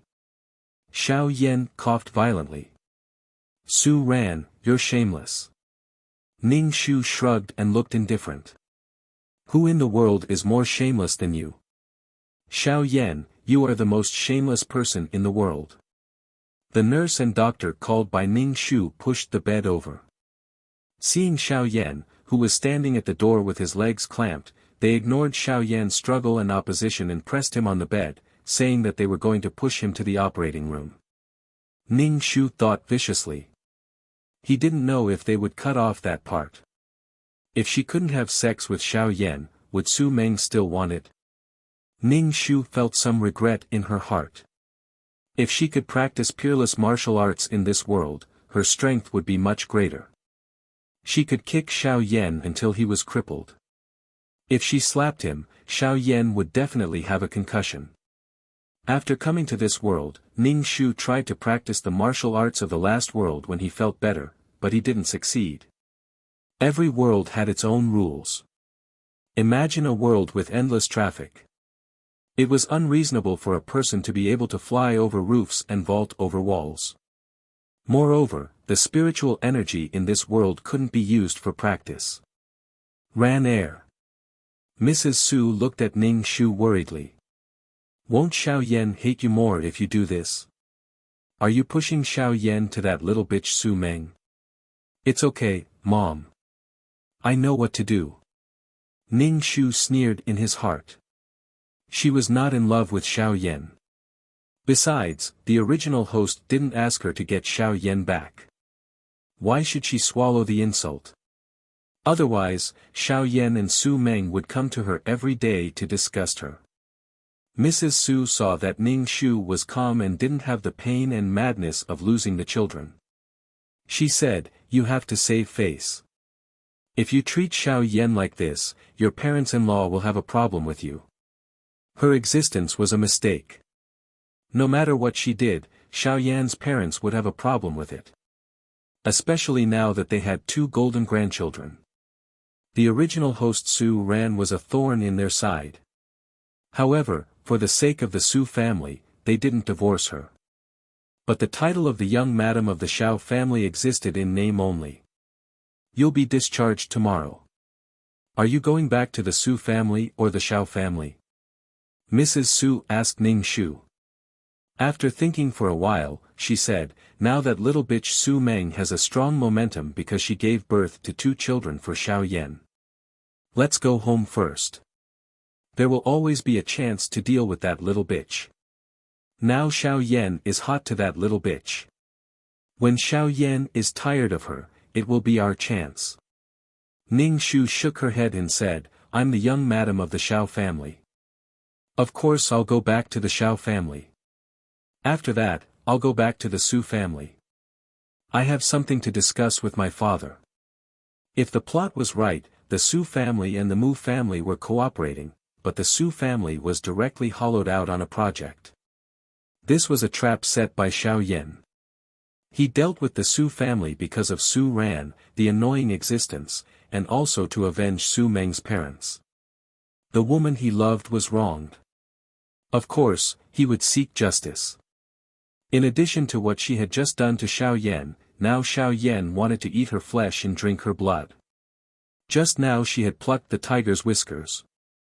She had to think about her own life. She might as well kill Xiao Yan. Tut tut, this was not good. It was too violent. Ning Shu thought that she was a gentle person. How could she let Xiao Yan die so easily? Besides, murder was illegal. This was not the ancient time where human life was worthless. The original owner of the body did not want to be a murderer. Ning Shu thought about it in her heart. If Xiao Yan didn't have his current status, he wouldn't have the capital to be proud of, and he wouldn't have the courage to throw away money like that. How would he be able to flirt with Su Meng, be lovey-dovey, be lovey-dovey? All romance was built on money. In order to survive, ordinary people always wanted to earn money to support themselves. How could they have the time and money to be romantic? Without the halo, Xiao Yan was down and out. He had to run for 3 meals a day. Would Su Meng still be with him? Maybe. After all, it was true love.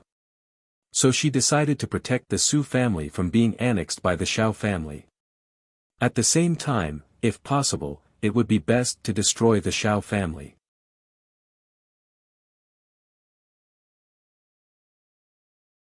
Chapter 74. The next day, Ning Shu was discharged from the hospital and returned to Zhao's house with a bag of things.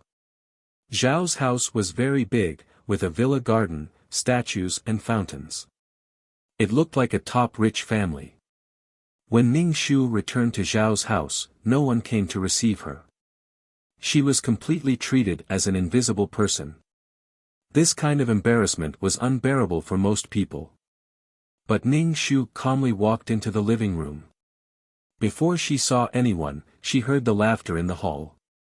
There were adults' hearty voices mixed with children's innocent laughter. Ning Shu glanced around and saw the spacious living room. The floor was full of various toys. Xiao Yan's parents were sitting on the sofa and playing with the two children. Ning Shu carefully looked at the two babies. One of them was Su Debao, who looked like a little adult. He was very cute, with white and tender skin, a pair of purple grape-like eyes, and slightly curly hair. He was wearing suspenders and a small red bow tie on his shirt. He looked very serious, which made people's hearts melt. One of them was Su Xiaobao, who was dressing the dolls. He had soft and slightly curly hair like Su Meng and looked extremely sweet. Wearing a tutu skirt, he looked like a little princess who was favored by the heavens. The two children were really cute. However, if it wasn't for Su Debao's actions, Ning Shu would have really praised the two children's appearance that defied the heavens. As soon as Ning Shu came in, the happy atmosphere froze, as if a cold current swept by. Everyone's eyes were focused on Ning Shu, especially Su Debao, who tilted his head and looked at Ning Shu. His eyes flashed with a sly and mischievous light, but it made Ning Shu's back hair stand up. How is this a child's eyes? Su Debao is really a dangerous existence. He has a smart brain, but he doesn't have a sense of right and wrong. He does things according to his mood. For example, the original Su Ran was pregnant. Su Debao immediately knew that the child in the original Su Ran's belly would threaten the relationship between his father and his mother, and also threaten the position of him and his sister, so he pushed her downstairs. She was really vicious. She had the naivety and cruelty of a child. Ning Shu's impression of Su Meng became even worse. Since she had given birth to a child, she should educate the child and set up a correct worldview for the child. However, Su Meng was busy getting into trouble and being lovable in a daze. Sometimes, Su Debao, who was still a child, had to deal with the aftermath. The money that Su Debao earned was enough for Su Meng to live comfortably. He was like a mature child, but Su Debao felt that he could protect his mother and was very happy with his sister. It was a completely deformed mother-son relationship. Ning Shu walked in as if there was no one around. Madame Xiao stood up. Ning Shu said, "You're back." Ning Shu nodded and went upstairs. Seeing that Ning Shu ignored them like this, Master Xiao and Madame Zhao's face turned ugly. They turned to look at the back of Ning Shu going upstairs. Master Xiao frowned, dissatisfaction flashed across his face. If Madame Xiao didn't have a child in front of her, she would have already scolded Ning Shu. What does it mean to not divorce even if you die? Madame Xiao wasn't so satisfied with Su Meng, but for the sake of a pair of children, she accepted Su Meng. However, Su Ran also didn't have good eyesight. She shouldn't have taken the initiative to divorce. Su Debao's eyes turned and his face immediately smiled. He threw himself into Master Zhao's arms and said, "Grandpa, don't be angry." Debao doesn't want Grandpa to be angry. Mommy said that anger is bad for people's health. Yes, Xiaobao also doesn't want Grandpa to be angry. Su Xiaobao put down the doll and said to Master Xiao. Master Xiao suddenly smiled and touched Su Debao's head. Okay, Grandpa won't be angry. Grandpa doesn't like to be angry. Humph, you only care about whether your grandpa is angry or not. Grandma is also angry. Madame Xiao said this, but her face showed a sincere and kind smile. Su Xiaobao immediately touched Madame Zhao's face with his small hand and said with a serious face, "Grandma, don't be angry. Anger will make you old." Xiaobao hopes that Grandma will always be so beautiful and young. Madame Xiao felt that her heart was about to melt. This was simply the two treasures that God gave to the Xiao family. Ning Shu didn't care about how lovey-dovey the grandfather and grandson were. When he returned to the bedroom, he put away the jewelry on the dressing table and some particularly valuable things. Many of the things were the dowry of the original owner and were very valuable. After the original owner Su Ran was defeated in the Su family, she was kicked out of the house by Xiao Yan. Xiao Yan gave a lot of the original owner's things to Su Meng. He also said that he got back all the things that Su Meng lost. These things should have been Su Meng's. Ning Shu felt like she was drunk. She was so drunk that she couldn't take it. Ning Shu put the jewelry and some precious shares in the bag and then prepared to go to the bank to open a safe. These things were to be left for the cruel and unscrupulous people. Not to mention that the original owner didn't agree, even Ning Shu wanted to vomit. Even Ning Shu, an outsider, couldn't help but feel angry. There was actually such a shameless person in the world. He was simply a strange space carrier. Ning Shu went downstairs with a bag of things. The happy atmosphere that Su Debao and Su Xiaobao tried to create was frozen by Ning Shu. Ning Shu suddenly felt that he had become the king of awkward silence. When he walked to the door, Ning Shu suddenly turned back and said to the people in the living room, "I will be back for lunch. Remember to leave some food for me. I want to eat abalone at noon. Tell the kitchen to leave some for me. It must be left. I had a miscarriage and need to nourish my body." As Ning Shu spoke, his eyes stopped on Su Debao. Su Debao looked at Ning Shu innocently with his head tilted. "Auntie, why are you looking at me? I am not an abalone." Ning Shu looked at Su Debao seriously and said, "You shouldn't call me auntie. You should call me auntie. In ancient times, your mother was a concubine. I am your mother." Su Debao's face suddenly became gloomy. A pair of eyes looked at Ning Shu fiercely. He secretly made a throat-slitting gesture to Ning Shu, which really made people feel cold. Ning Shu's expression didn't change. In the end, he was still a child. He couldn't help but add fuel to the fire. "Remember to call me auntie in the future. Call your mother little mom." Su Debao could hold it in, but Su Xiaobao suddenly burst into tears. "My mother is not my stepmother. No, you bad woman." Seeing their baby crying, the two elders of the Xiao family suddenly panicked and coaxed the crying child. "Su Ran, why are you saying this to a child? What are you saying?" Mrs. Xiao glared at Ning Shu. "Oh, baby, don't cry. Grandma's heart hurts." Ning Shu curled her lips. "Is there any justice? She was just telling the truth. What's wrong with her? Why is her heart so fragile? She allowed Su Meng to do it and didn't let others say it."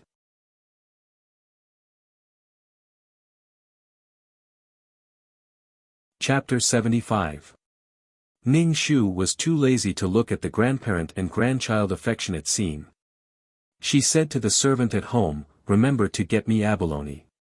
Ning Shu's words made the four of them stare at her, especially Su Debao, who looked at Ning Shu with a particularly gloomy expression.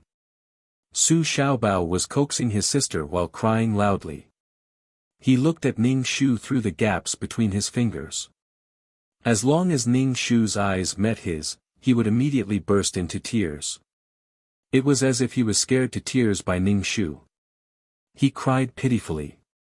"Now that the child is crying like this, you still say that it's abalone. Su Ran, have you never eaten abalone in your 8 lifetimes?" Mrs. Xiao coaxed Su Xiaobao while glaring at Ning Shu. "Ning Shu, she really hasn't eaten abalone in her 8 lifetimes. Sure enough, her existence was a mistake. No matter what she did, it was a mistake." Ning Shu turned around and left. She was not going to beg the Xiao family. Even a child as young as her was giving her attitude and scheming behind her back. It must have been hard for the naive Su Meng to give birth to such a scheming child. Could it be that the Xiao family's genes were like this? Toward Ning Shu's attitude, it could be said that the Xiao family's couple was furious. A daughter-in-law was so arrogant. She actually had such an attitude toward the elderly. Look at what kind of daughter-in-law she married. Marry a virtuous wife. How could such a woman be the future matriarch of the Xiao family? Ning Shu didn't care about what others thought. First, she went to the bank to open a safe and locked everything. After everything was done, Ning Shu returned to the Su family to see the father of this body. Ning Shu couldn't believe that a person who had been in the business world for half his life would fall into the hands of Xiao Yan, who was younger than him. And, the protagonist's aura didn't need to be explained. When the supporting characters met the protagonist, their IQ would plummet to below the normal level. Su Ran's father was an elegant middle-aged man with a calm temperament. He looked like a mature and elegant businessman. When he saw Ning Shu, he looked at Ning Shu from head to toe and said, "You've just been discharged from the hospital. Don't run around." Ning Shu smiled and said, "Dad, I'm fine now." Mr. Su frowned when he saw the smile on Ning Shu's face.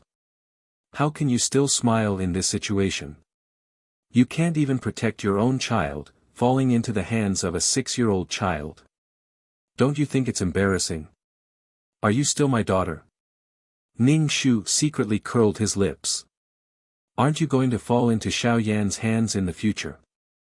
Not a single strand of hair was left in the Su family. They were all plundered by Xiao Yan. "Father, I was wrong. What else could I have done? Those 2 children have subdued the entire Xiao family. Now, I don't even have a place to stand in the Xiao family." Ning Shu said pitifully. "What a good-for-nothing. You can't even compare with a child." Su Bo frowned tightly. "If this goes on, I'm afraid that the business between the Su family and the Xiao family will collapse." "Dad."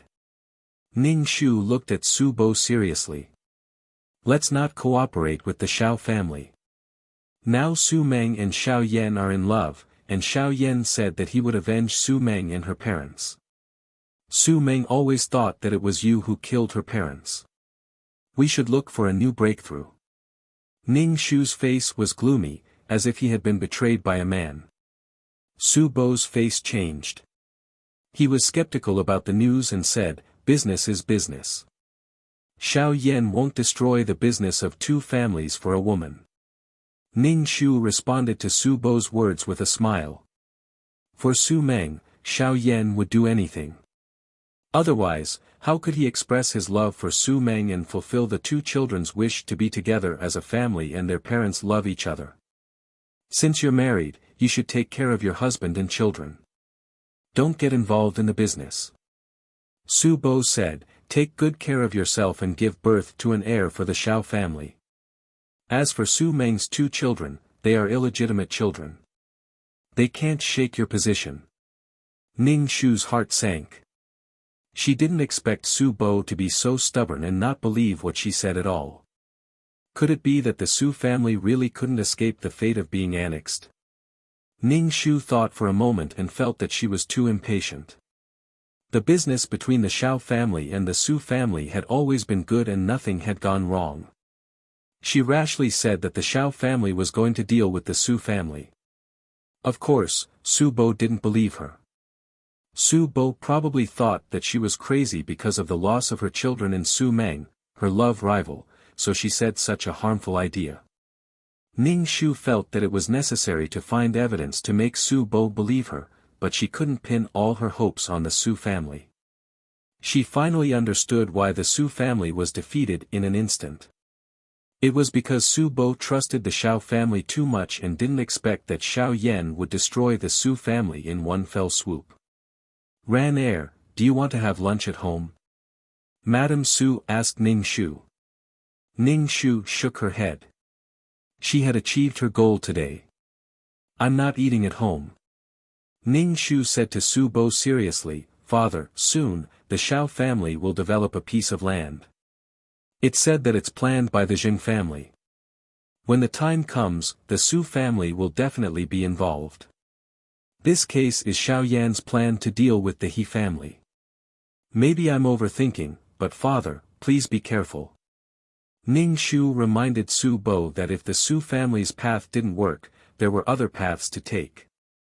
After spending a short time with Su Bo, Ning Shu found that Su Bo was actually a person who looked down on women. Moreover, his daughter was married. Strictly speaking, she wasn't a member of the Su family. Su Bo was probably still angry that he suddenly came back to sow discord between the two families. Ning Shu thought about it and felt that it was quite boring. He came back with good intentions, but in the end, Su Bo didn't appreciate it at all. When Ning Shu was about to leave, the brother of the original Su Ran came back. Su Lan was currently studying in university. When she saw Ning Shu call her sister, her gaze moved to Ning Shu's stomach. Ning Shu said, "Sister, don't be too sad. It's all because the child is immature." Ning Shu narrowed his eyes. How could he say that? Ning Shu looked at Su Lan. Su Lan looked like Su Bo. She was wearing a white shirt and looked gentle. She had a noble aura around her. She was the school hunk. Who told you that Su Debao was careless? Ning Shu frowned and looked at Su Lan. Su Lan's face showed a disapproving expression. Cousin Su Meng has already explained to me that the child was careless. Sister, you're very sad that you lost your child, but you can't push all the blame to an immature child. These words were directly saying that even if you want to frame someone, don't frame a child. Ning Shu looked up to the sky and roared in his heart. Another man kneeling under the halo of Mary Sue. Under the halo of Mary Sue, all men kneel or become cannon fodder. Ning Shu felt his heart twitching. A feeling of sadness filled his heart. His own brother didn't believe him. Instead, he spoke up for Su Meng. The original Su Meng was angry and helpless facing such a brother. She hated Su Meng even more. However, Ning Shu only had one feeling. She wanted to slap this kid. You're tuning into the Han Li's Wuxia Adventures YouTube channel. We're so grateful for your support, and don't forget to subscribe to join us on this incredible journey through captivating stories. Your generosity through donations truly makes a world of difference, as it's the primary source of revenue that allows me to expand and enhance this channel for you. Thank you from the bottom of my heart for being a part of this adventure.